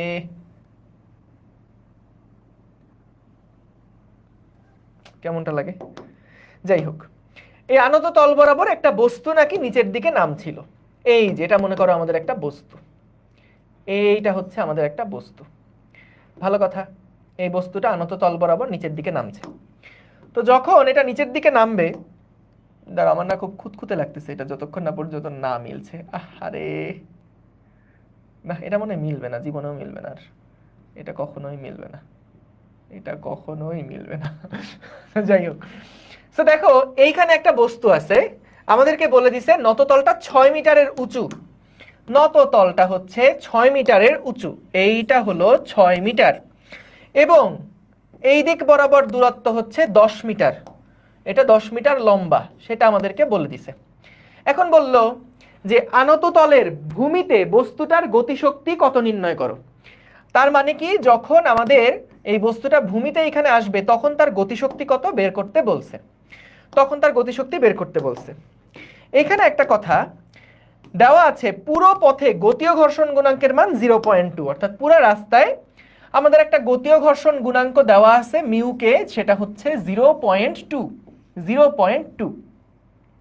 এখন তাইলে খেয়াল করো, মনে করো এইটা হচ্ছে আমাদের এ বিন্দু এবং এইটা হচ্ছে কি আমাদের বি বিন্দু। দেখো এই এ বিন্দুতে যে মোট গতিশক্তি, যে মোট শক্তি, হ্যাঁ এ বিন্দুতে যে মোট শক্তি, বিভব প্লাস গতি সবকিছু মিলায়ে, প্লাস তার সাথে যুক্ত হবে কৃতকাজ। কৃতকাজ এখানে কোনটা, এখানে আমাদের যে কৃতকাজটা সেটা হচ্ছে আমরা ঘর্ষণ বল দ্বারা যে কৃতকাজ সেটার কথা বলবো। কিন্তু তুমি দেখো, আমরা আগে চলো এ বিন্দুর মোট শক্তি আগে হিসাব করে নেই। দেখো তো ভাই, এ বিন্দুর মোট শক্তি কত? মোট শক্তি হচ্ছে এম ইন্টু জি ইন্টু 6। এটা নিয়ে কোনো কষ্ট আছে? এম এর মান কত? 4, তাইলে 4 ইন্টু জি ইন্টু 6, তাহলে 4 6 24 জি। এইটা হচ্ছে আমাদের এ বিন্দুর মোট শক্তি। এখন খেয়াল করো যে আমরা যখন 10 মিটার লম্বা পথ বেয়ে এটা যখন নিচের দিকে নেমে আসবে, তখন আমাদের হাতে আর এনার্জি কতটুকু থাকবে, বি বিন্দুতে আমাদের এনার্জি আর কতটুকু থাকবে? খেয়াল করো, যখন এই এ বিন্দুতে যে এনার্জিটা ছিল, এই এ বিন্দুতে বস্তুটার যে এনার্জিটা ছিল, যখন সেটা বি বিন্দুতে আসবে, যখন সেটা বি বিন্দুতে আসবে, ওর থেকে ঘর্ষণ বল যেটা আছে সেই ঘর্ষণ বল পরিমাণ এনার্জি কি ওর কাছ থেকে কমে যাবে না? খেয়াল করো, এটা আমরা কখন লিখতে পারতাম বলো তো? এ বিন্দুর মোট শক্তি সমান বি বিন্দুর মোট শক্তি কখন লিখতে পারতাম বলো? এ বিন্দুর মোট শক্তি সমান সমান বি বিন্দুর মোট শক্তি কখন লিখতে পারতাম? তখনই লিখতে পারতাম যখন আমাদের এই পথের মধ্যে কোনো ঘর্ষণ বল থাকবে না, তখন কিন্তু এখানকার মোট শক্তি সমান এখানকার মোট শক্তি লিখতে পারতাম। কিন্তু কিন্তু যেহেতু ঘর্ষণ বল একটা এনার্জি আমাদের এখান থেকে ক্ষয় করে নিয়ে যাচ্ছে, তাহলে তাহলে আমাদের এখানে কি কিছু পরিমাণ এনার্জি তখন কমে যাবে। তাহলে ঘর্ষণ বল দ্বারা যে কৃত কাজ সেইটাকে আমরা এখানে আলাদা করে লিখব। এখন দেখো, এ বিন্দুর মোট শক্তি কত ছিল? 24 ইন্টু জি। বলো তো ঘর্ষণ বল দ্বারা কৃত কাজ কত? আমাদের এখানে ঘর্ষণ বল কতটুকু কাজ করবে? ঘর্ষণ বল এফ সমান সমান আমরা জানি মিউ ইন্টু আর। এখন এখানে আর মানে কি? আর মানে হলো প্রতিক্রিয়া বল, আর মানে হলো প্রতিক্রিয়া বল। সো খেয়াল করো, এখানে নিচের দিকে কিন্তু একটা এমজি কাজ করছে। এই এমজিটার দুইটা উপাংশ, একটা হলো আনত তল বরাবর আর একটা হচ্ছে তলের সাথে লম্ব বরাবর। সো এইটা যদি আমি কোনোভাবে বলি থিটা, তাহলে এটাও কি হবে? থিটা হবে। এবং এখানে আমরা তখন লিখতে পারবো, দেখো এটা এমজি বলে এই দিকের উপাংশ কত? MG cos theta, MG cos theta. তাহলে আর এর ভ্যালুটা আমরা লিখতে পারি কি? আর সমান সমান এমজি কস থিটা। তাহলে এফ সমান সমান mu into MG cos theta. তাহলে ঘর্ষণ বল দ্বারা যে কৃত কাজ এটা হলো F into 10 into cos 180 degree, cos 180 degree. দেখো এটা কি? এটা হচ্ছে কতটুকু এনার্জি তার কাছ থেকে ক্ষয় হয়ে গেছে, কারণ এটা তো শুরুর এনার্জি ছিল, শুরুর এনার্জি সমান শেষের এনার্জি হওয়ার কথা, কিন্তু এখানে কিছু পরিমাণ ঘর্ষণ বল তার থেকে এনার্জিটা ক্ষয় করে নিছে, লস করায় নিছে। কজ 180 ডিগ্রি সমান সমান এই পয়েন্টের মোট এনার্জিটা কত? মোট এনার্জিটা, এখানকার বিভব শক্তি কিন্তু শূন্য, শুধুমাত্র পড়ে থাকবে কোনটা? শুধুমাত্র পড়ে থাকবে গতিশক্তি, শুধুমাত্র পড়ে থাকবে গতিশক্তি। তাহলে এখান থেকে আমরা কিন্তু দেখো ভূমিতে বস্তুর গতিশক্তি কত, জাস্ট এইটাই বের করতে বলছে, আমাদের বেগও চাই নাই, জাস্ট এই হাফ এম ভি স্কোয়ারটা কত এইটার মানটাই আমাদের কাছে বের করতে হবে। তাহলে যেই হাফ এম ভি স্কোয়ারটা পাবো সেটা সমান সমান কি হবে, 24 ইন্টু 9.8 মাইনাস মিউ এমজি 10। কি করলাম দেখো, ও sorry, mu m g cos theta into 10, mu m g cos theta, f এর মান mu m g cos theta into 10। তাহলে এখান থেকে আমরা গতিশক্তির মানটা বের করে ফেলতে পারবো। 24 ইন্টু 9.8, এটা আসে 235.2 মাইনাস মিউ এর মান 0.2, এম এর মান 4 ইন্টু 9.8 ইন্টু কস থিটা। আচ্ছা, কস থিটার মান কত হবে বলো তো এখান থেকে? কস থিটা সমান কত? কস থিটা মানে কি, ভূমি বাই অতিভুজ না? তাহলে এখানে এটা যদি 6 হয়, এটা তাহলে 8। তুমি পিথাগোরাস করে দেখো, 6 স্কোয়ার প্লাস 8 স্কোয়ারই কিন্তু 10 আসে। যখন সমদ্বিবাহু সমকোণী ত্রিভুজের দুইটা বাহু দেওয়া আছে, তাহলে আরেকটা বাহু আমরা বের করে ফেলতে পারবো 10 স্কোয়ার মাইনাস 6 স্কোয়ার করে। তাহলে এখানে কস থিটা ভূমি বাই অতিভুজ অর্থাৎ 8/10, 8/10। তাহলে কস থিটার জায়গায় আমি যদি 8/10 বসাই ইন্টু 8/10, এটা আসে 6.272, 6.272। তাহলে 235.2 থেকে যদি এটা বাদ দেই, তাহলে এখানকার গতিশক্তি যেটা আসে সেটা হয় 228.928 জুল। ঠিক আছে, ওকে, ঠিক আছে। দেখো তাইলে আমরা কি করলাম আবার বলি, দেখো যখন এটা এই পয়েন্টে ছিল তার মোট শক্তি সমান সমান এখানকার মোট শক্তির সমান হওয়ার কথা, কিন্তু সমান হলো না কেন? কারণ রাস্তার মাঝখানে কিন্তু এখানে একটা ঘর্ষণ বল কাজ করছে, বা একটা বাধাদানকারী বল কাজ করছে, বা একটা বাহ্যিক বল কাজ করছে। তুমি দেখো যান্ত্রিক শক্তির নিত্যতা কখন খাটে, আমি এটা বারবার কেন বলছি, যান্ত্রিক শক্তির নিত্যতা মানে কি, ওই যে এই পয়েন্টের মোট শক্তি সমান সমান এই পয়েন্টের মোট শক্তি। এটা কখন হয়? E1 সমান সমান E2। এটা কখন হয়? এটা তখন হয় যখন ঘর্ষণ বা অন্য কোনো অপচয়ী বল, ঘর্ষণ বা অন্য কোনো অপচয়ী বলের ক্রিয়ায় যদি শক্তির অপচয় না ঘটে, বা উল্টাভাবে বলা যায় যদি কোনো শক্তির পরিবর্তন না ঘটে, তাহলে বস্তুর বিভব শক্তি এবং গতিশক্তির যোগফল সর্বদা ধ্রুব থাকে। তাহলে রাস্তার মাঝখানে যদি অন্য আর কোনো বল কাজ না করে, তখন মানে সংরক্ষণশীল বল ছাড়া অন্য কোনো বল যদি কাজ না করে, মনে আছে আমরা লাস্ট ক্লাসে একদম দেখছিলাম যে ওই যে ডাব্লিউ নেট সমান সমান ছিল গতিশক্তির পরিবর্তন। এখানে ডাব্লিউ নেট মানে কি কি হতে পারে, ঘর্ষণ বল দ্বারা কৃত কাজ হতে পারে, বাহ্যিক বল দ্বারা কৃত কাজ হতে পারে, এবং একটা ঘর্ষণ বল দ্বারা কৃত কাজ হতে পারে সমান সমান আমাদের গতিশক্তির পরিবর্তন। সো এই যে ডাব্লিউসি সমান কি লেখা যেত, U initial minus U final. যদি কোনো বাহ্যিক বল রাস্তার মধ্যে না প্রযুক্ত হয়, ঘর্ষণ মানে এই সংরক্ষণশীল বল ছাড়া অন্য কোনো বাহ্যিক বল যদি না থাকে, তাহলে এই বল দ্বারা কৃত কাজ শূন্য। যদি আমাদের নন কনজারভেটিভ কোনো ফোর্স না থাকে, মানে ঘর্ষণ টাইপের কোনো বল না থাকে, সেগুলো দ্বারা কৃত কাজ শূন্য। তখনই তো আমরা U initial minus U final সমান সমান এই যে ডেল্টা কে, যেহেতু K final minus K initial, এখান থেকে কি লিখতে পারতাম, এইটা হচ্ছে আমাদের যান্ত্রিক শক্তির নিত্যতা ছিল। তুমি একদম লাস্ট ক্লাসটার পেজ বা খাতা যেটাই লিখছো এটা একটু উল্টায় দেখো, এইটা ছিল যান্ত্রিক শক্তির নিত্যতা। এখন যখন আমাদের একটা ঘর্ষণ বল থাকবে, যখন আমাদের একটা ঘর্ষণ বল থাকবে, তখন কি আমাদেরকে এটাকে তখন যান্ত্রিক শক্তির নিত্যতা আর খাটবে? খাটবে না। ঠিক আছে, ওকে। তাহলে এটাই করলাম যে আমাদের এই পয়েন্টের মোট এনার্জি এই পয়েন্টের মোট এনার্জি সমান হওয়ার কথা ছিল, কিন্তু কেন সমান হলো না? কারণ এখানকার একটা ঘর্ষণ বল বা একটা নন কনজারভেটিভ ফোর্স কাজ করছে। সো এটা আমাদের এনার্জি ক্ষয় করে দিছে। তো এই বিন্দুতে যে মোট এনার্জি ছিল তার থেকে কিছু পরিমাণ এনার্জি হ্রাস বা বৃদ্ধি পাবে। সো যেহেতু ঘর্ষণ বল, তাহলে এখানে হ্রাস পাইছে, এবং তারপরে আমরা এখান থেকে করলাম। এখন বলতে পারো যে ভাইয়া আপনি দেখেন একটা চিটিং করছেন। কি চিটিং করছেন? আপনি এখান থেকে যখন এখানে নামছে তখন তো এমজি বল দ্বারা কৃত কাজ আর এখানে হিসাব করেন নাই। এখানে তো এই বস্তুটার উপর এমজি বলও কাজ করতেছে, তো আপনি তো এখানে এমজি বল দ্বারা কৃত কাজ তো হিসাব করলেন না, এখানে তো শুধু ঘর্ষণ বল দ্বারা কৃত কাজটারে প্রায়োরিটি দিলেন কেন? কারণ দেখো আমরা কিন্তু এখানে যখন এই বস্তুটাকে নিচের দিকে নামাইছি, তখন এই দেখো তো এই সূত্রের মধ্যে আমরা কি যে এই ডাব্লিউসিটাকে কিন্তু বিভব শক্তির পরিবর্তন আকারে লিখে তারপরে প্রকাশ করছিলাম। বিভব শক্তির পরিবর্তন আকারে লিখে ডাব্লিউসি কে প্রকাশ করছিলাম। সো এটা কিন্তু কনজারভেটিভ বল দ্বারা কৃত কাজ বা সংরক্ষণশীল বল দ্বারা যে কৃত কাজ ছিল সেই কৃত কাজটাকে আমরা যখন এখানে লিখছি, এইখানে কিন্তু আলাদা করে দেখো আর এমজিএইচ টাইপের কিন্তু কিছু আর থাকবে না, কারণ সংরক্ষণশীল বল দ্বারা যত টাইপের কৃত কাজ সবগুলো কিন্তু এর মধ্যে ঢুকে গেছে, এর মধ্যে ঢুকে গেছে।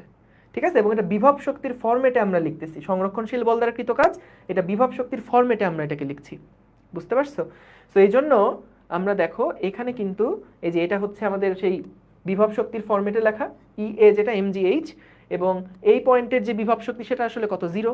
তাহলে আমাদের দুইটার মধ্যে বিভব শক্তির পার্থক্য এখানে থাকলো। এই পাশে দেখো গতিশক্তির একটা পার্থক্য, আর এখানে হচ্ছে ওই ঘর্ষণ বল দ্বারা কৃত কাজ। ঠিক আছে, 6.27 আর 62.7 দেখো একটু হিসাব করে, যদি আমার হিসাব ভুল হয়ে থাকে তাহলে তো হইলই। দেখো তো একটু দেখো, মিউ মানে কত, মিউ মানে 0.2 ইন্টু এম মানে কত, এম মানে 4 ইন্টু 9.8 ইন্টু 8/10, না ঠিকই আছে, এটা এফ, ও তারপর আবার 10 হয়, ও সরি 62 পয়েন্ট হবে, হ্যাঁ গুড, থ্যাংক ইউ। এটা হবে হচ্ছে 62 পয়েন্ট সামথিং। তাহলে 235.2 থেকে 62.72 বাদ দিলে আসে 172, থ্যাংক ইউ। এটা আসে 172, যোগ বিয়োগে ভুল ছিল, 172.48 জুল। ঠিক আছে, বুঝতে পারছি সবাই? আচ্ছা, তারপরের প্রশ্ন কি?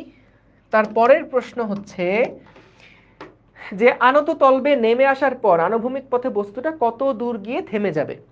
অর্থাৎ যখন বস্তুটা এই জায়গাতে আসলো, এখন এই জায়গাতে আসার পরে কি হবে, এই জায়গাতে আসার পরে সে তো এরকম গড়ায় যাবে, সো কত দূরত্ব পর্যন্ত গড়ায় গিয়ে সে থেমে যাবে, এটা আমাদের বের করতে বলছে। অর্থাৎ দেখো পুরা গতিশক্তিটা কিন্তু তার বিনষ্ট হয়ে যাবে ঘর্ষণ বল দ্বারা কৃত কাজের মাধ্যমে। তাহলে বি বিন্দুতে যে মোট গতিশক্তি, সেই মোট গতিশক্তি 172, মোট গতিশক্তি 172.48, এই সম্পূর্ণ এনার্জিটা আমাদের ঘর্ষণ বল দ্বারা যে কৃত কাজ সেটা কিন্তু শেষ করে ফেলবে, বুঝতে পারছো? ঘর্ষণ বল দ্বারা যে কৃত কাজ এটাই কিন্তু, এইখানে যে এনার্জিটা ছিল, গতিশক্তি সম্পূর্ণ ছিল, ঘর্ষণ বল তার বিপরীত দিকে কাজ করে কিন্তু সম্পূর্ণ এনার্জিটাকে নষ্ট করে ফেলবে বা কমায় ফেলবে। তাহলে এখান থেকে আমরা এক্স এর মান পেয়ে যাব, কিন্তু সাবধান, বলো তো এখানে যে ঘর্ষণ বলটা, এই তলে যে ঘর্ষণ বল কাজ করবে সেটা কি এটার মতন? না তো, এই তলে ঘর্ষণ বল কাজ করবে হচ্ছে mu into MG into x, mu into MG into X. তাহলে এক্স এর যে মান সেটা কত হবে, 172.48 ডিভাইডেড বাই 0.2 ইন্টু 4 ইন্টু 9.8, দেখো কত হয়, divided by 0.2 divided by 4 divided by 9.8, এটা আসে 22। তার মানে 22 মিটার দূরত্ব গিয়ে এটা পরে থেমে যাবে, 22 মিটার দূরত্ব গিয়ে থেমে যাবে। হ্যাঁ, এমসিকিউতে গিয়ে করলে তো আসলেই সমস্যা। ঠিক আছে, নেট আমার ঠিক আছে, নেট আমার ঠিক আছে, একদম ক্লিয়ার আজকে। এবার চলো এই ম্যাথটা পুরাটা যদি আমরা কাজ শক্তি উপপাদ্য দিয়ে করি তাহলে কি হয়, পুরাটাই কাজ শক্তি উপপাদ্য দিয়ে করব, শক্তি সংরক্ষণশীলতা দিয়ে করব না, শক্তি সংরক্ষণশীলতা দিয়ে করব না, আমরা চাই এটাকে কাজ শক্তি উপপাদ্য দিয়ে করতে। ঠিক আছে, কাজ শক্তি উপপাদ্য দিয়ে করি, তাহলে কি হবে দেখো, কাজ শক্তি উপপাদ্য সবচেয়ে মজার। বস্তুর উপরে কৃত মোট কাজ হচ্ছে বস্তুর গতিশক্তির পরিবর্তনের সমান। এখন আমাকে একটা জিনিস বলো তো, এইখানে বস্তুর গতিবেগ ছিল 0 মিটার পার সেকেন্ড, যখন সে থেমে গেল এখানেও তার বেগ কত বলো তো, 0 মিটার পার সেকেন্ড না? তাহলে পুরা রাস্তা নিয়ে তুমি যদি চিন্তা করো তাহলে আমাদের গতিশক্তির যে পরিবর্তন এটা আসলে কত, half m zero square minus half m zero square, গতিশক্তির পরিবর্তন 0। এখন দেখো আমাদের আর কি কি কাজ এই পুরো রাস্তা জুড়ে হয়েছে সেগুলো আমরা এখানে একটা একটা করে লিখব। যেমন এমজি বল দ্বারা এখন একটা কাজ হয়েছে, তাহলে এমজি বল দ্বারা কৃত কাজ কত, এমজি ইন্টু 6, তাই না? মহাকর্ষ বল দ্বারা যে কৃত কাজ সেটা কত হচ্ছে, এই যে বল ইন্টু বলের দিকে সরণ, এমজি ইন্টু 6, প্লাস এই রাস্তায় যে ঘর্ষণ বল, সেই ঘর্ষণ বল দ্বারা কৃত কাজ, সেই ঘর্ষণ বল দ্বারা কৃত কাজ হচ্ছে এই যে ঘর্ষণ বল 1 ইন্টু 10, বা একবারে মাইনাস লিখে ফেলি কারণ cos 180 ডিগ্রি তো হবে, বুঝতেই পারছো। So minus f1 into 10 minus f2 into X. দেখো তো লিখলাম কি, বুঝছো কিনা? এই রাস্তায় যে ঘর্ষণ বল এটা হলো f1, এবং এই রাস্তায় যে ঘর্ষণ বল এটা হলো f2। দেখো বুঝছো কিনা, যে f1 রাস্তায় ঘর্ষণ বল দ্বারা কৃত কাজ f1 ইন্টু 10, আর এই রাস্তার দূরত্ব যদি আমি x ধরে নেই তাহলে minus f2 into x. Minus কেন? কারণ ঘর্ষণ বল দ্বারা কৃত কাজ হচ্ছে যেহেতু ঋণাত্মক বা কজ 180 ডিগ্রি, বল আর সরণের মধ্যবর্তী কোণ 180 ডিগ্রি। তাহলে এখান থেকে আমরা সরাসরি এক্স এর মান কিন্তু বের করে ফেলতে পারবো। দেখো যে mg ইন্টু 6, ওই পাশে তো 0, তো সবগুলোকে যদি ওই পাশে নিয়ে যাই, f1 মানে কি হবে? f1 মানে হচ্ছে mu into mg into cos theta into 10, আর হচ্ছে প্লাস f2 মানে কত? Mu into mg into x. তুমি এখান থেকেও এক্স এর মান হিসাব করো, দেখো m গুলা সব কাটাকাটি হয়ে যায়, m গুলা সব কাটাকাটি হয়ে যায়। তাহলে এক্স এর যে মানটা দেখো, এটার মানও আসবে 22, এক্স এর মানও দেখবা আসছে কত? 22। সো তাহলে যে কোনো ম্যাথ তুমি দেখবা সাধারণভাবে কাজ শক্তি উপপাদ্য দিয়ে যদি করো, এটা সবচেয়ে ছোট সহজ হয়ে যায়। উচ্চতা 10 ছিল না, না এ দেখো বলছে কি 10 মিটার লম্বা ছিল, 6 মিটার উঁচু ছিল, 6 মিটার উঁচু 10 মিটার লম্বা। mg ইন্টু 6 হলো কিভাবে? এই যে আনততলে mg বল দ্বারা কৃত কাজ করাইছি না, এখানে যদি একটা বস্তু থাকে গড়ায় গড়ায় পড়ুক, কিন্তু মহাকর্ষ বল দ্বারা কৃত কাজ কি হবে? বল, যে কোনো বল দ্বারা কৃত কাজে কি? বল ইন্টু বলের দিকে সরণ। তো যখন এটা এদিক থেকে এদিকে পড়লো, তখন বলের দিকে সরণ কি এইটুকু না? সো mg ইন্টু mg এর দিকে সরণ, দেখো এই যে mg h। ঠিক আছে, ঠিক আছে, দেখো ওকে, তাহলে বুঝতে পারলাম। এটা তো বি নাম্বার প্রশ্ন সলভ করলাম, এটা কি ছিল? বি নাম্বারটা। আচ্ছা যদি এ নাম্বারটা করতে চাই তাহলে কি হবে?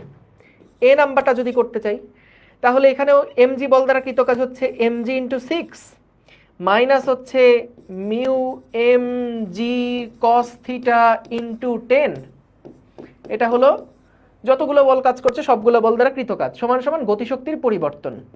তাহলে গতিশক্তির পরিবর্তন হচ্ছে হাফ mv স্কয়ার মাইনাস 0। এটা হলো কোনখান থেকে কতটুকু পর্যন্ত নামার ক্ষেত্রে বলো তো? এইটা হচ্ছে আমাদের এইখান থেকে এই পর্যন্ত নামার ক্ষেত্রে যেই কাজ শক্তি উপপাদ্যটা, সেটা অ্যাপ্লাই করলাম। যে বস্তু এখান থেকে যখন এখানে নামছে, তখন বস্তুর উপরে কি কি বল কাজ করছে? একটা mg কাজ করছে, একটা হলো ঘর্ষণ বল কাজ করছে, সবগুলো বল দ্বারা কৃত কাজ আমরা বের করলাম, সমান সমান গতিশক্তির পরিবর্তন। তাহলে এখান থেকে আমরা কিন্তু দেখো ওই ভূমিতে বস্তুর গতিশক্তি কত এটাও বের করে ফেলতে পারবো, হাফ mv স্কয়ার সমান কত হয় এটা বের করে ফেলতে পারবো। ঠিক আছে, আর প্রথমবার কি করছিলাম? এখানকার মোট শক্তি সমান এখানকার মোট শক্তি, তো আসলে হচ্ছে না, সো বিয়োগ করে ফেললেই ঘর্ষণ বল দ্বারা কত কৃত কাজ হয়েছে সেটা বের করে ফেলছিলাম। ক্লিয়ার? দেখো বুঝেছো কি না? বুঝতে পেরেছো? জি, ভেরি গুড। আজকে আর একটা নতুন জিনিস দেখাবো, যদি হাতে টাইম থাকে একটা দারুণ জিনিস দেখানোর চেষ্টা করব। এইবার আসো এই প্রবলেমটা আমরা একটু দেখি। এখানে কি বললো? 2000 কেজি ভরের 2000 কেজি ভরের একটা গাড়ি ভূমির সাথে 30 ডিগ্রি কোণে আনত একটা রাস্তা ধরে 16 মিটার পার সেকেন্ড বেগে উপরে ওঠে। কি হলো কাহিনী একটু দেখি, লেখার চেষ্টা করি। তো এখানে হলো 2000 কেজি ভরের একটা গাড়ি, এই যে এইটা হলো আমাদের 2000 কেজি ভরের একটা গাড়ি। এটা কি করছে? 16 মিটার পার সেকেন্ড বেগে উপরের দিকে উঠছে। এইটা হলো 16 মিটার পার সেকেন্ড বেগে উপরের দিকে উঠছে। ওঠার সময় চালক কি করছে দেখো, চালক একটা ব্রেক প্রয়োগ করছে, চালক একটা ব্রেক প্রয়োগ করছে, এবং এই ব্রেক করার ফলে যেটা দেখা গেছে যে গাড়িটা হলো 5 মিটার দূরত্ব যাওয়ার পরে থেমে গেছে। গাড়িটা 5 মিটার দূরত্ব যাওয়ার পরে থেমে গেছে, অর্থাৎ 5 মিটার দূরত্ব যাওয়ার পরে ওর বেগ হয়ে গেছে 0 মিটার পার সেকেন্ড। কাজ শক্তি উপপাদ্য প্রয়োগ করে গাড়িটার গতি প্রতিরোধকারী বল কত নির্ণয় করো। গাড়িটার গতি প্রতিরোধকারী বল কত নির্ণয় করো। তাহলে এখানে আমরা কি দেখব? দেখো যখনই কাজ শক্তি উপপাদ্য অ্যাপ্লাই করতে বলবে, তোমার প্রথম কাজ হবে কি কি বল কাজ করছে সেটা আগে আইডেন্টিফাই করা। দেখো স্টেপগুলো একটু খেয়াল রাখবা, তাইলে যে কোনো ম্যাথ করা সহজ। যখনই কাজ শক্তি উপপাদ্য বের করবা, দেখো কাজ শক্তি উপপাদ্য অ্যাপ্লাই করবা। কাজ শক্তি উপপাদ্য কি ছিল? যে বস্তুর উপরে সবগুলো বল দ্বারা কৃত মোট কাজ হলো বস্তুর গতিশক্তির পরিবর্তনের সমান। ভাই তুমি মনে করো কিচ্ছু পারো না, তুমি কি আদি বিন্দু আর শেষ বিন্দুর মধ্যে গতিশক্তির পার্থক্য বের করতে পারবা না? শেষ গতিশক্তি কত? Half into M into 0 square. আচ্ছা আদি গতিশক্তি কত? Half into M into 16 square, তাই না? এটা হলো গতিশক্তির পার্থক্য। কিচ্ছু না পারো, এটুকু তো পারবা, এটুকু পারলে অঙ্ক মনে করো শেষ প্রায়। কারণ দেখো পরে কি কি বল কাজ করছে এটা বের করতে হবে। সবগুলো বল দ্বারা কৃত কাজ সমান গতিশক্তির পরিবর্তন। এখন বলো তো আমাদের এই যে একটা প্রতিরোধকারী বল কাজ করছে, ব্রেক একটা বল দেয়া হয়েছিল, এই ব্রেক বল দ্বারা কৃত কাজ কত? মাইনাস এফ বি ইন্টু 5 না? মাইনাস এফ বি ইন্টু 5 না? কেন মাইনাস? কারণ বল যেদিকে কাজ করছে সরণ তার উল্টা দিকে কাজ করছে। এই কারণে আমরা cos 180 ডিগ্রি বলে এই এফ বি বল দ্বারা কৃত কাজ হলো আমাদের নেগেটিভ। এখানে তো আর কোনো ঘর্ষণ বল নাই না, তাহলে চালক ব্রেক প্রয়োগ করা এটা হলো, তাহলে গতির প্রতিরোধকারী বল কত বের করতে বলছে? এফ বি এর মানটা বের করতে হবে। কিন্তু আরেকটা বল কাজ করছিল, সেটা কি? আরেকটা বল যেটা কাজ করছিল সেটা হলো এমজি, সেটা হলো এমজি। তাহলে দেখো তো এমজি বল দ্বারা কৃত কাজ আমি যদি বের করতে চাই তাহলে কি লিখবো? বল ইনটু সরণ। বলতো বল আর সরণের মধ্যবর্তী কোণ এখানে কত? বল আর সরণের মধ্যবর্তী কোণ এখানে কত? বল আর সরণের মধ্যবর্তী কোণ এখানে কত? এই কোণটা কত হবে বলো তো? তোমাকে প্রশ্নে দেওয়া ছিল এটা 30 ডিগ্রি, তোমার প্রশ্নের মধ্যে দেওয়া আছে এইটা হলো 30 ডিগ্রি। তুমি চাচ্ছ যে এই কোণটা কত বের করতে, এই কোণটা কত বের করতে। কিভাবে করবা? এইটা যদি 30 ডিগ্রি হয় ভাইয়া, এইটা কত ডিগ্রি? এটা 60 ডিগ্রি না? এইটা যদি 60 ডিগ্রি হয় তাহলে আমাদের বাকি অ্যাঙ্গেলটুকু কত? 180 থেকে 180 থেকে যদি 60 বাদ দাও তাহলে কত হবে? 120 ডিগ্রি হবে না? সো তাহলে এখানে cos 120 ডিগ্রি, cos 120 ডিগ্রি। দেখো বুঝেছো কিনা? cos 120 degree. তাহলে cos 120 এর মান মাইনাস হাফ, তাহলে এখান থেকে আসছে m এর মান কত? 2000। তাহলে 2000 into 9.8 into 5 into minus half minus F B into 5 সমান সমান minus half M 16 square, half M 16 square. তাহলে এখান থেকে আমরা কিন্তু দেখো এফ বি এর যে ভ্যালুটা সেটা বের করে ফেলতে পারবো। ক্লিয়ার? বুঝছি সবাই?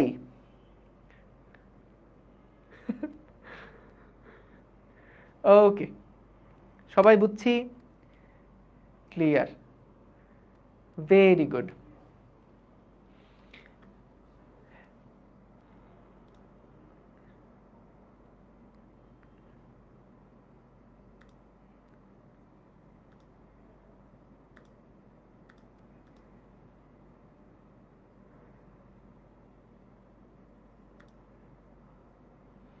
ওকে,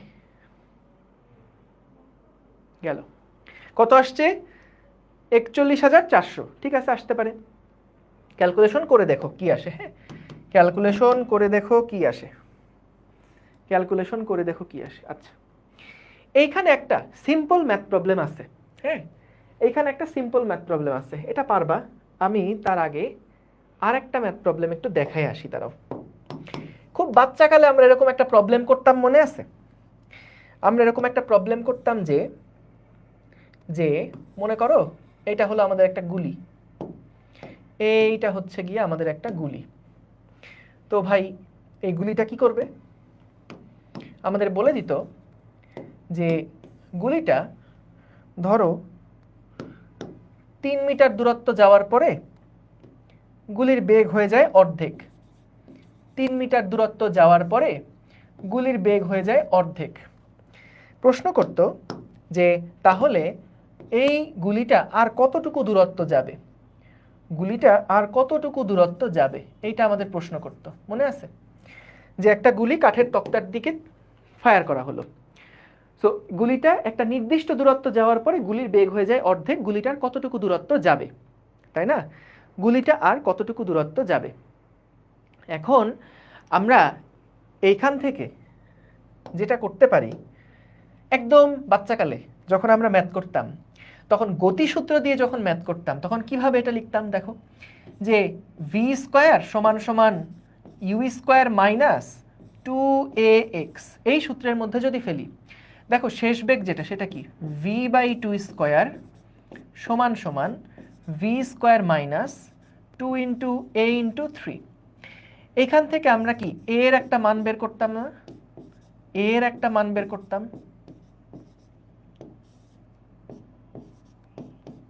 এখান থেকে আমরা এর একটা মান বের করতাম, যে আমাদের মন্দনের মান কত সেটা বের করতাম। এবং তারপরে প্রথমে তো এইটুকু অংশের জন্য V square square 2x apply করছিলাম, এবার এইটুকু অংশের জন্য অ্যাপ্লাই করব। এইবার এই বাকি অংশটুকুর জন্য অ্যাপ্লাই করতাম, যে শেষ বেগ তো এইখানে গিয়ে শেষ বেগ কত হয়ে যাবে, 0 হয়ে যাবে। তাহলে 0 স্কোয়ার সমান সমান V by 2 square minus 2 into A into X. তাহলে x এর মান কত হয়, V by 2 whole square divided by 2 into V square by 4 divided by 2 into 3। এখান থেকে আমরা x এর একটা ভ্যালু কিন্তু বের করে ফেলতাম, এবং এখান থেকে হিসাব করে কত আসতো, এটা 1 আসতো না, ওই যে 3 ভাগের 1 ভাগ হয়ে যেত, বা যাই হোক, দেখো আর কি হিসাব করে কত হয়। এই তো ছিল যে আমরা দুইভাবে এরকম করে ম্যাথ করতাম। ভি দুইটা কেন কেন ভি দুইটা, কারণ হলো এটা হলো আমরা সূত্রের মধ্যে যখন বসাইছি তখন এটাকে আদিবেগ আকারে বসাইছি। এটা হলো আদিবেগ, এটা হলো শেষ বেগ। এইটুকু কেসের মধ্যে একটা আদিবেগ, এটা শেষ বেগ। যখন আমরা এই প্রথম 3 মিটার দূরত্বে গতিসূত্রটা অ্যাপ্লাই করলাম, তার পরের অংশটাতে যখন আমরা আবার গতিসূত্র অ্যাপ্লাই করব, তখনকার জন্য এই যে 0 স্কোয়ার সমান সমান V by 2 whole square minus 2 into A into X. দেখো ক্লিয়ার, এইটুকু বুঝছি। এখন এই সেম প্রবলেমটা আমরা যদি কাজ শক্তি উপপাদ্য দিয়ে করি, বা একটা শর্টকাটে যদি একটু দেখাইতে চাই, দেখো জিনিসটাকে এভাবে চিন্তা করা যায় যে আমাদের বলতো 3 মিটার দূরত্ব যেতে কতটুকু পরিমাণ শক্তি খরচ হয়েছে বলতো। 3 মিটার দূরত্ব যেতে কতটুকু পরিমাণ শক্তি খরচ হয়েছে, হাফ এম ভি স্কোয়ার, এটা ছিল টোটাল এনার্জি। সেখান থেকে half M V by 2 square, বলতো এইটাই না, যে নিচে লিখলাম কতটুকু দূরত্ব গেছি আর এইটুকু দূরত্ব যেতে খরচ কত। আমি এটাকে বাংলা ভাষায় একটু বাম পাশে লিখে দিই, যে নিচে হচ্ছে লিখব দূরত্ব, আর উপরে লিখব ওই দূরত্ব যেতে এনার্জি খরচ, ওই দূরত্ব যেতে খরচ। সিম্পলি জিনিসটা এরকম যে একটা গাড়িতে তেল লাগবে, সো কত দূরত্ব আর উপরে তেলের পরিমাণ, ঠিক আছে, বা কত টাকা লাগবে এরকম। সো তাহলে নিচে লিখলাম দূরত্ব, উপরে লিখলাম এনার্জি খরচ কত হয়েছে, কতটুকু খরচ হয়েছে। হাফ এম ভি স্কোয়ার ছিল শুরুতে, এখানে তার এনার্জি ছিল কতটুকু, হাফ এম ভি স্কোয়ার ছিল শুরুতে, এবং তারপরে এখানে গিয়ে তার এনার্জি কত হয়ে গেছে, এখানে গিয়ে এনার্জি হয়ে গেছে half M V by 2 square. তাহলে এখানে আমাদের শুরুতে এনার্জি ছিল half M V square, 3 metre দূরত্ব যাওয়ার পরে তার কাছে এখন এনার্জি আছে কত, বেগ যখন অর্ধেক আছে এত, তাহলে এনার্জি খরচ হয়েছে বিয়োগফল পরিমাণ না, খরচ হয়েছে এইটুকু পরিমাণ। এখন তাহলে বলো তো আমার কাছে যে এই বস্তুটার কাছে বা এই গুলিটার কাছে এনার্জি আর আছে কতটুকু, আর কতটুকু এনার্জি আর এই গুলিটার কাছে অবশিষ্ট আছে বলো তো। তার কাছে অবশিষ্ট আছে half M V square V by 2 square পরিমাণ এনার্জি, তার কাছে অবশিষ্ট আছে এতটুকু পরিমাণ এনার্জি। সো এই অবশিষ্ট থাকা এনার্জিটা দিয়ে বস্তুটার কতটুকু দূরত্ব যাবে, এই এক্স এর মানটাই আমাদের বের করতে হবে। বুঝতে পারছো? একদম জিনিসটা সিম্পলি এভাবে চিন্তা করবা যে মনে করো তুমি গাড়ি চালাচ্ছ, গাড়িতে তেল লাগবে। সো তাহলে নিচে হচ্ছে তোমার কত দূরত্ব যেতে হবে, আর উপরে হচ্ছে ওই দূরত্ব যেতে তেলের পরিমাণ কতটুকু লাগবে। হ্যাঁ, তাহলে দেখো এখানে লিখছে 3 মিটার, 3 মিটার যেতে খরচ কত হয়েছে সেটুকু লিখলাম, কতটুকু এনার্জি খরচ করে সে 3 মিটার গেছে এটা বের করলাম। আর এই পাশে কি একই জিনিস, এটাও হলো দূরত্ব বাই খরচ। তাহলে এখানে বাকি এক্স দূরত্ব সে যাবে, এক্স এর মান কত হবে তার রিমেইনিং এনার্জিটা নিয়ে, তার কাছে এনার্জি আর আছে এতটুকু, এতটুকু এনার্জি নিয়ে সে আর যাবে কতটুকু। এখন দেখো এই অনুপাতটা যখন লিখবো, ভাই অনুপাতটা কিভাবে আসলো সেটা ব্যাখ্যা দিব, চিন্তা করো না। কিন্তু এটাকে আমরা আরো স্মার্টলি কিভাবে পরীক্ষায় প্রেজেন্ট করতে পারি দেখো, বিশেষ করে এগুলো এমসিকিউতে গিয়ে পরে কাজে লাগবে। দেখো সবগুলা এম যদি কেটে দাও, হাফ এম কে যদি কেটে দাও, তাহলে দেখো সূত্রটা আরো স্মার্ট লাগবে দেখতে। কেমন, যে ভি স্কোয়ার মাইনাস ভি, তোমার মনে মনে কিন্তু হাফ এম কথাটা আছে, মনে মনে হাফ এম কথাটা আছে, কিন্তু হাফ এম তুমি লিখবা না, কারণ জানো দুই পাশ থেকে কাটাকাটি হয়ে যাবে। তাহলে এইভাবে করে যদি লেখো, দেখো আমরা কিন্তু এক্স এর মানটা এখান থেকে বের করে ফেলতে পারবো, এক্স এর মানটা এখান থেকে বের করে ফেলতে পারবো, ঠিক আছে, এক্স এর মানটা এখান থেকে বের করে ফেলতে পারবো। তাহলে আমরা এই তো যেভাবে হয় বের করবা, ঠিক আছে, এবং একদম এখানে যা আসছে সেটাই কিন্তু পাবা, যা আসছে সেটাই কিন্তু পাবা। দেখো বিশ্বাস না হলে 2 2 কাটাকাটি হয়ে গেছে তাই না। তাহলে এখানে এক্স এর মান যখন বের করব V by 2 whole square divided by কি থাকবে, এখানে একটা 3 চলে আসবে, আর এখানে থাকবে V square minus V square by 4। এই দেখো, এই 3টা যদি উপরে চলে যায় এক্স্যাক্টলি এই সমীকরণে কিন্তু আসতেছে, এক্স্যাক্টলি এই সমীকরণই আসছে। বুঝতে পারছো? গেল। এখন দেখো যে ভাই এই সূত্রটা আসলে কাজ করতেছে কেন, এটা কোথাকার সূত্র, দূরত্ব যেতে খরচ বাই দূরত্ব, এটা কিভাবে আসলো? তুমি খেয়াল করো, যখন একটা বস্তু ডান দিকে যাচ্ছে তখন কিন্তু তার উপরে যেই আমাদের বাধা বল দ্বারা কৃত কাজ, সেই বাধা বল দ্বারা কৃত কাজ কি, এফ ইন্টু এক্স না? এই বাধা বল দ্বারা কৃত কাজ সমান সমান হচ্ছে, এটা তো মাইনাস, সমান সমান হচ্ছে আমাদের গতিশক্তির পরিবর্তন। এবং আমরা যদি এভাবে চিন্তা করি যে ধরো আমাদের পুরাটা রাস্তা যখন বাম দিক থেকে ডান দিকে গেল, জিনিসটাকে এভাবে দেখাই, যে মনে করো এখানে কোনো একটা গুলি আছে, গুলিটা ভি বেগে যাত্রা শুরু করছে, একটা নির্দিষ্ট দূরত্ব যাওয়ার পরে এই পাতের মধ্যে মনে করো এই ডি দূরত্ব যাওয়ার পরে আমাদের গুলির বেগ হয়ে গেছে 0। তাহলে এখান থেকে আমরা কি লিখতে পারি, যে ঘর্ষণ বল দ্বারা বা এখানে বাধাদানকারী বল দ্বারা কৃত কাজ কত, বাধাদানকারী বল দ্বারা কৃত কাজ হচ্ছে F into D into cos 180 degree সমান সমান গতিশক্তির পরিবর্তন কত, 0 minus half M V square. এখন খেয়াল করো, এই যে এফ ডি কজ 180 ডিগ্রি যে লিখলাম, এটা আসবে মাইনাস এফ ইন্টু ডি, আর এখানে থাকবে minus half M V square. একটা জিনিস খেয়াল করো, মাইনাস মাইনাস তো কাটাকাটি হয়ে যায়, এটা কিন্তু তোমার গতিশক্তি, আর এটা হলো এফ ইন্টু ডি।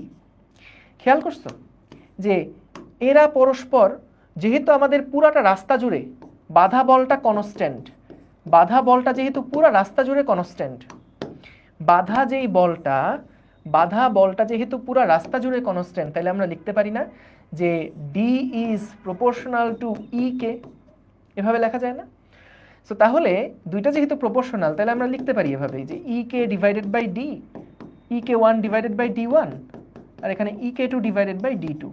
তার মানে কি, এটার মানে হচ্ছে যে এটার মানে কি ছিল, এটার মানে ছিল ই কে পরিমাণ গতিশক্তি খরচ হয় ডি দূরত্ব যেতে। খেয়াল করছো, এখানে প্রত্যেকটা তুমি টার্ম দেখো, ই কে পরিমাণ গতিশক্তি ব্যয় হয়েছে না, এখানে হাফ এম ভি স্কোয়ার থেকে যখন 0 হয়ে গেছে তখন কতটুকু পরিমাণ এনার্জি ব্যয় হয়েছে, ই কে পরিমাণ এনার্জি ব্যয় হয়েছে কত দূরত্ব যেতে, ডি দূরত্ব যেতে।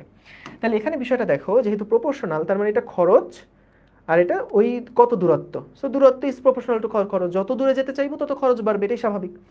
তাহলে এখানে E k divided by D যদি লেখো, তার মানে হলো ডি 1 দূরত্ব যেতে খরচ হয় এত, ডি 2 দূরত্ব যেতে খরচ হবে কত, বা ডি 1 দূরত্ব যেতে খরচ হয় এত, তাহলে এত খরচ করলে কত দূরত্ব যেতে পারবো, একদম প্রপোর্শনাল সম্পর্ক কিন্তু।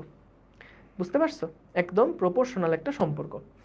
তাহলে চলো এই কনসেপ্টটা থেকে আমরা আরো কিছু জটিল ম্যাথ একটু দেখি, জটিল না, মজার। যদি তুমি এই নিয়মে না করো তাহলে দেখা যাবে অনেক বড় একটা প্রবলেম হয়ে যাবে, কিন্তু এই নিয়মটা আমাদের অনেক জায়গা থেকে সেভ করবে। বুয়েটে একটা প্রশ্ন আসছিল এইরকম টাইপের, কিন্তু আমি ওইটার থেকে আরেকটু অ্যাডভান্স প্রবলেম দেখাই। সো মনে করো আমাদের কাছে একটা তক্তা আছে, একটা তক্তা না, আমাদের কাছে অনেকগুলা তক্তা আছে। মনে করো 3টা তক্তা আছে আমাদের কাছে এরকম মনে করো 3টা তক্তা আছে। কি দেখা গেল আমাদের কাছে, দেখা গেল, দাঁড়া আমি একটু ডিজাইনটা করে নিই। হ্যাঁ, ডিজাইন না করলে ভাল লাগবে না, দেখবা যে মানে রাত্রেবেলা যখন ঘুমাতে যাবা তখন খারাপ লাগবে, মনে হবে যে ইস আসলে কেন এরকম করলাম। সো একটা মনে করো কাঠ হতে পারে, একটা কাঁচ হতে পারে, আর একটা তামা হতে পারে, যে কোনো পদার্থ হতে পারে। হ্যাঁ, তো দেখা গেল যে আমাদের একটা গুলি, এই যে একটা গুলি, এই গুলিটাকে যখন আমরা এত পুরুত্বের, এই গুলিটাকে যখন আমরা, এটা এ নামক পদার্থ, এটা হচ্ছে বি নামক পদার্থ, এটা হলো সি নামক পদার্থ। দেখা গেল এই ভি বেগের গুলিকে যখন আমরা করব, যখন ভি বেগে একটা গুলি ফায়ার করব, তখন দেখা গেল এ পদার্থের মধ্যে সেটা 10 মিটার দূরত্ব যাওয়ার পরে তার বেগ হয়ে যায় 0। কি হয়ে যায় বেগ? 10 মিটার দূরত্ব যাওয়ার পরে গুলিটার বেগ হয়ে যায় 0। যখন আমি বি পদার্থের ক্ষেত্রে আসলাম, তখন দেখা যায় যে এটা হলো মাত্র 2 মিটার দূরত্ব না, এটা মনে করো মাত্র 8 মিটার দূরত্ব যাওয়ার পরে, এটা হচ্ছে 8 মিটার দূরত্ব ছিল। তো এই গুলিটা দেখা যায় 8 মিটার পথ অতিক্রম করার পরে যখন বাইরে বের হয় তখন তার বেগ হয়ে যায় 0। সি পদার্থের ক্ষেত্রে যখন ধরো এটা 12 মিটার, মানে সি ম্যাটেরিয়ালের মধ্যে 12 মিটার দূরত্ব অতিক্রম করার পরে দেখা যায় তার বেগ হয়ে যায় 0। তিনটা ইনফরমেশন দেওয়া আছে, বুঝতে পারছো কি দেওয়া? একটু জানাও তো, বুঝছো কিনা কি দেওয়া আছে?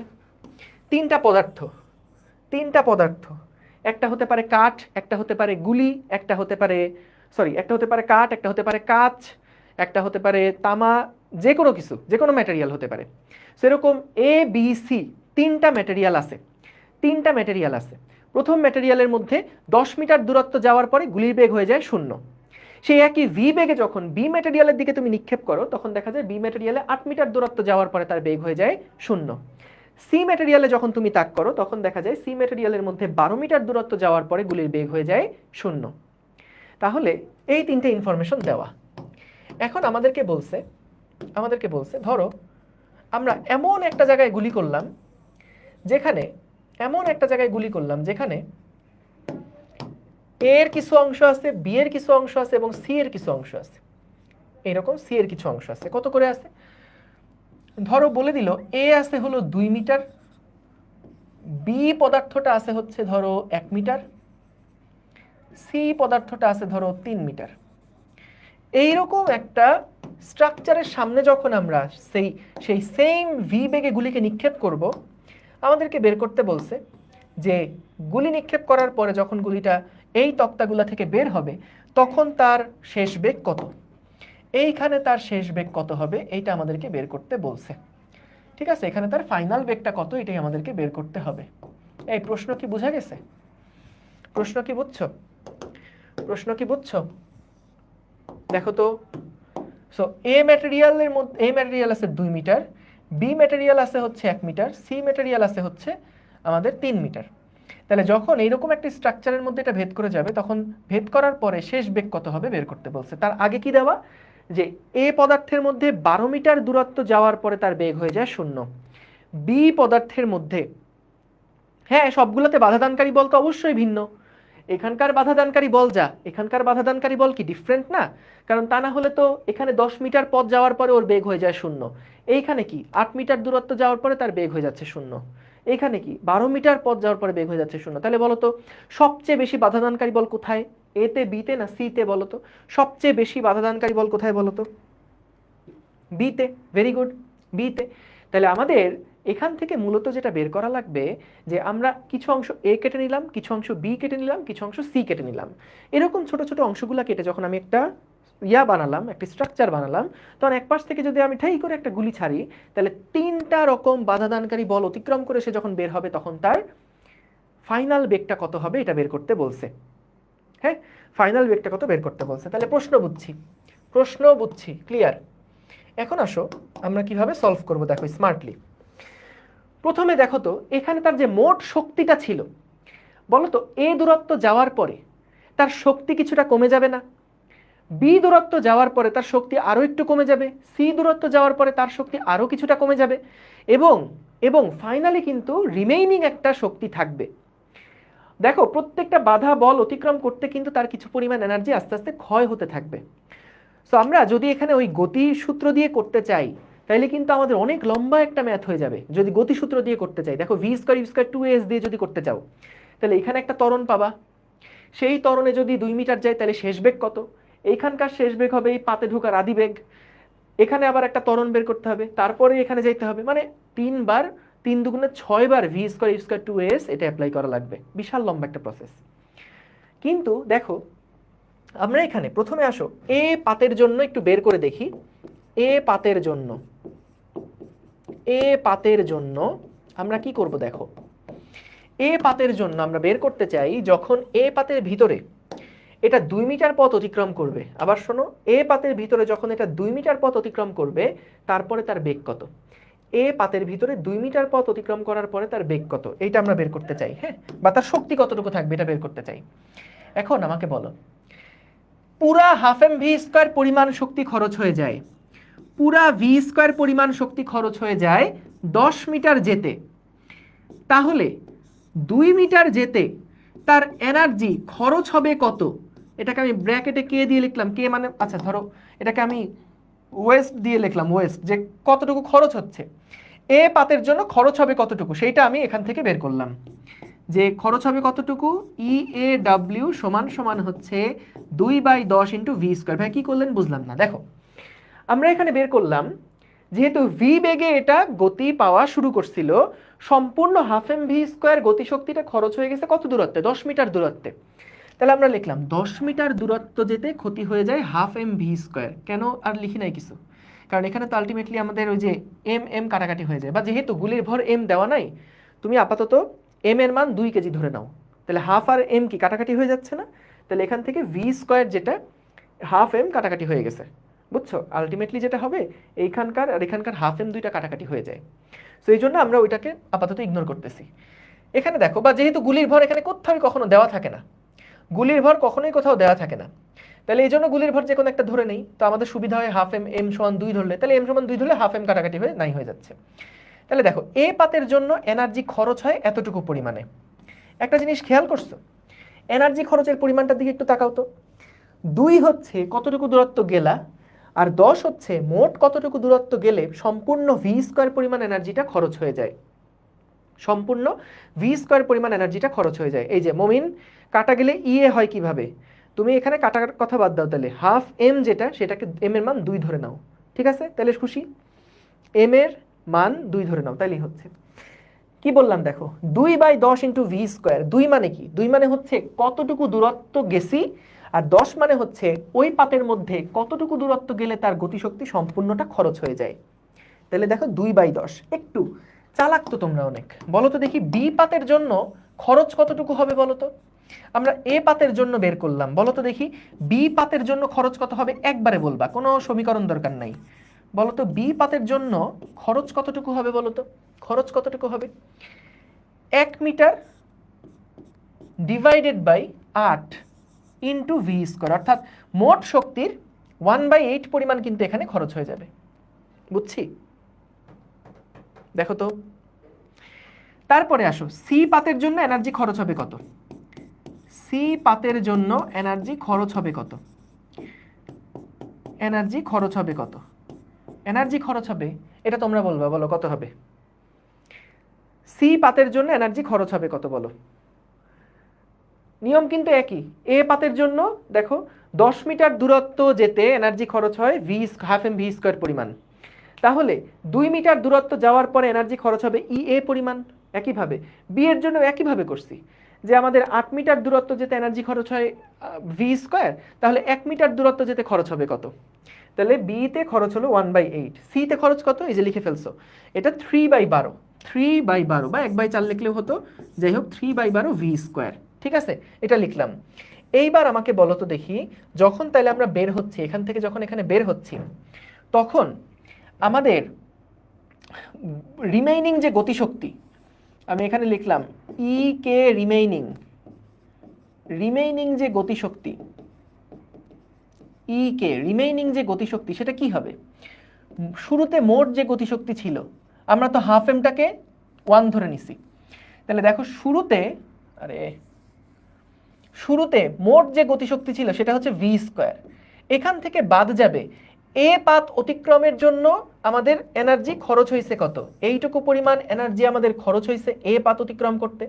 বা একটা কাজ করি, দাঁড়াও এখান থেকে লিখি, যে আমাদের এটা হলো এ পাত অতিক্রম করতে এনার্জি খরচ কত সেটা বাদ যাবে, তারপরে বি পাত অতিক্রম করতে এনার্জি খরচ কত সেটা বাদ যাবে, এবং তারপরে সি পাত যেতে এনার্জি খরচ কত হয় সেটা বাদ যাবে। তাহলে ই কে রিমেইনিং যেটা, এটা সমান আমরা লিখতে পারি ভি স্কোয়ার সমান V square minus 2/10 V square minus 1/8 V square minus 3/12 V square.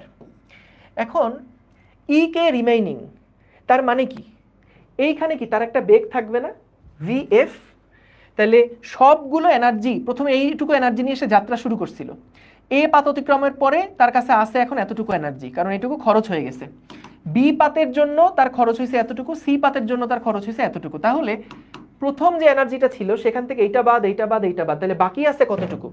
বাকি আছে হচ্ছে দেখো তো half M V final square, হয় না? সো দেখছো এই ডান পাশেও কিন্তু সবার মধ্যে এম টার্মটা থাকতো, হাফ এম টার্মটা থাকতো, বাম পাশেও সবার মধ্যে হাফ এম টার্মটা থাকতো। সো ডান বাম এই হাফ এম পার্টটা আমরা পুরাটাই কিন্তু আসলে অমিট করে দিতে পারি, কারণ দেখো এই ডান পাশে কি প্রত্যেকটার মধ্যে হাফ এম ভি স্কোয়ার, এখানেও হাফ এম ভি স্কোয়ার, এখানেও হাফ এম ভি, সবার মধ্যে কিন্তু হাফ এম টার্মটা আছে। কারণ দেখো যে ভি স্কোয়ার যখন তুমি লিখছো এখানে কি হাফ এম আছে না, এইখানে একটা হাফ এম আছে না, তাহলে এখানে হাফ এম থাকলে এখানেও কি সেই হাফ এম আছে না, তাহলে প্রত্যেকটা ক্ষয়ের মধ্যে কিন্তু হাফ এম আছে, হাফ এম আছে, হাফ এম আছে, এখানেও শুরুতে হাফ এম আছে, এখানেও হাফ এম আছে, সবগুলো হাফ এম কি হয়ে যায়, কাটাকাটি হয়ে যায়। এই জন্য আমরা স্মার্টলি ওটাকে লিখলাম না, হাফ এমটা বাদ। তাহলে এখান থেকে খেয়াল করো ফাইনাল যে বেগটা আমরা পাবো সেই বেগটা স্কোয়ার রুট অফ, এখন দেখো সেই বেগটা হচ্ছে স্কোয়ার রুট অফ কত হচ্ছে, শুরুতে বেগ ছিল ভি, তাহলে গতিশক্তি ভি স্কোয়ার মাইনাস এ পাত অতিক্রম করতে শক্তি খরচ কত হয়েছে 2/10 into V square minus 1/8 into V square minus 3/12 into V square. তাইলে তুমি এখান থেকে যোগ বিয়োগ করে দেখো ভি ফাইনালটা কত অংশ হয়, মানে এটা টোটাল ভিটা কত হয় সেটাই বের করে দেখবা। ভি এর মান যদি দেওয়া থাকে তাহলে তো দেওয়াই থাকলো, না হলে সামথিং ইন্টু ভি পাবা। ঠিক আছে, সামথিং ইন্টু ভি পাবা। দেখো তো বুঝছো কিনা?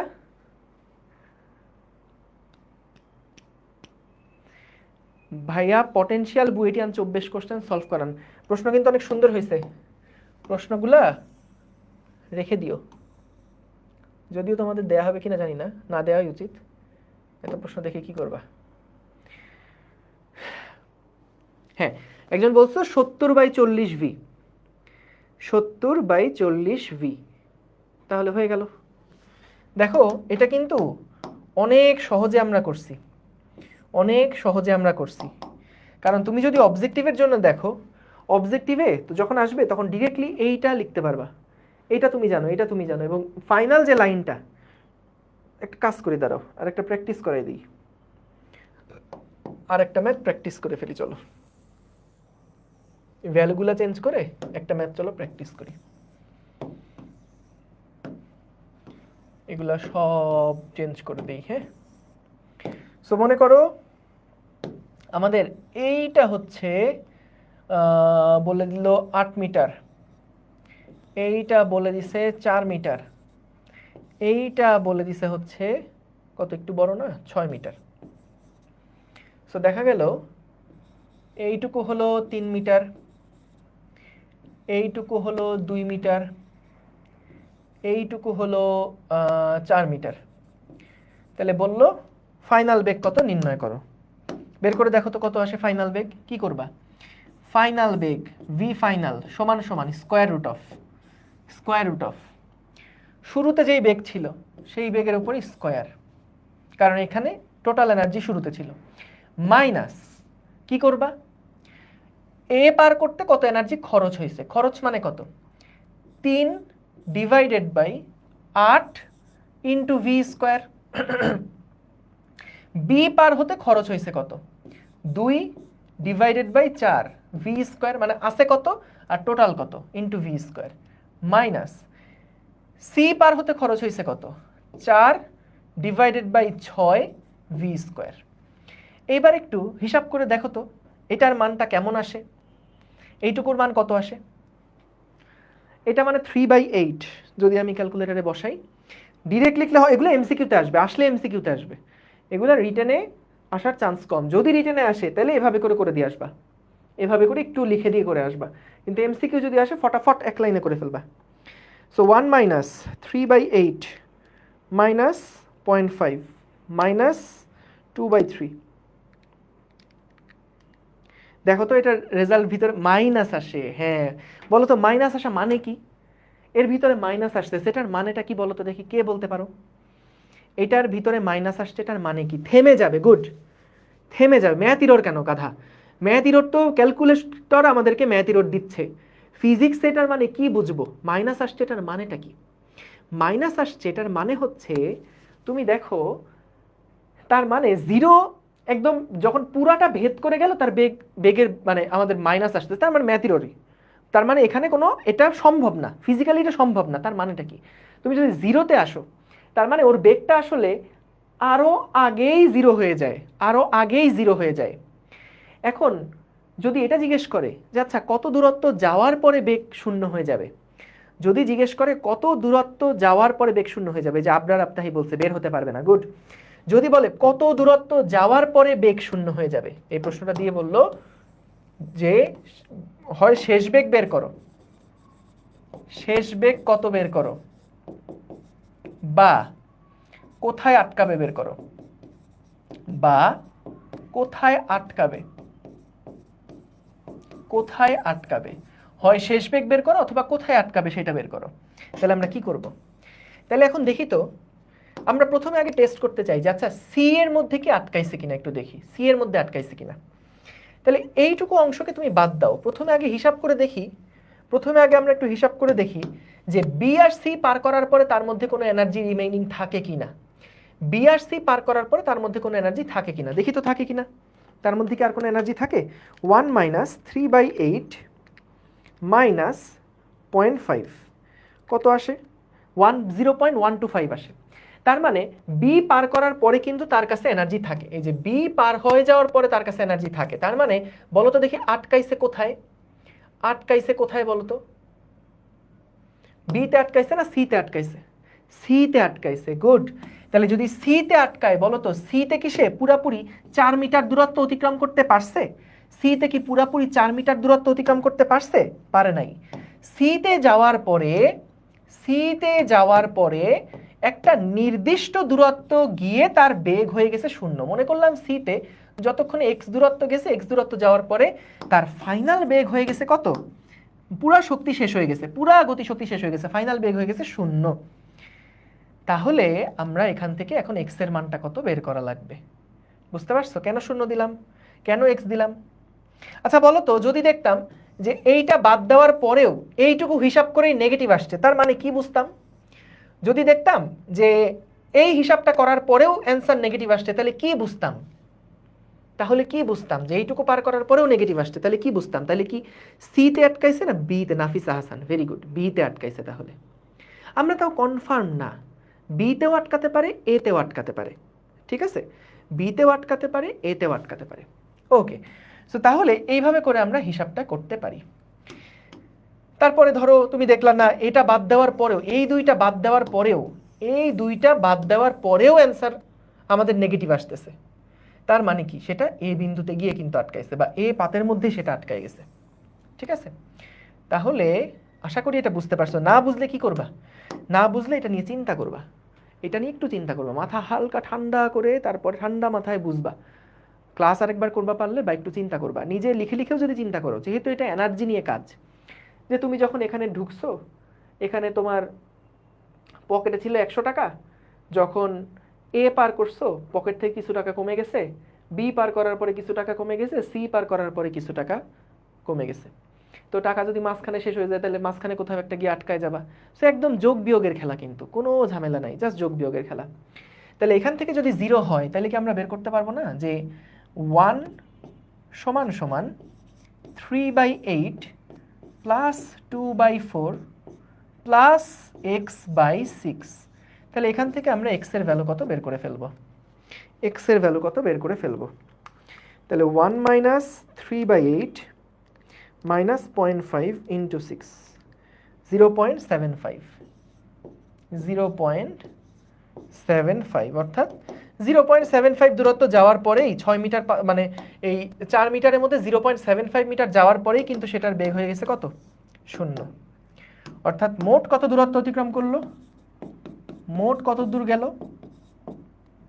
মোট দূরত্ব বা মোট অতিক্রান্ত দূরত্ব,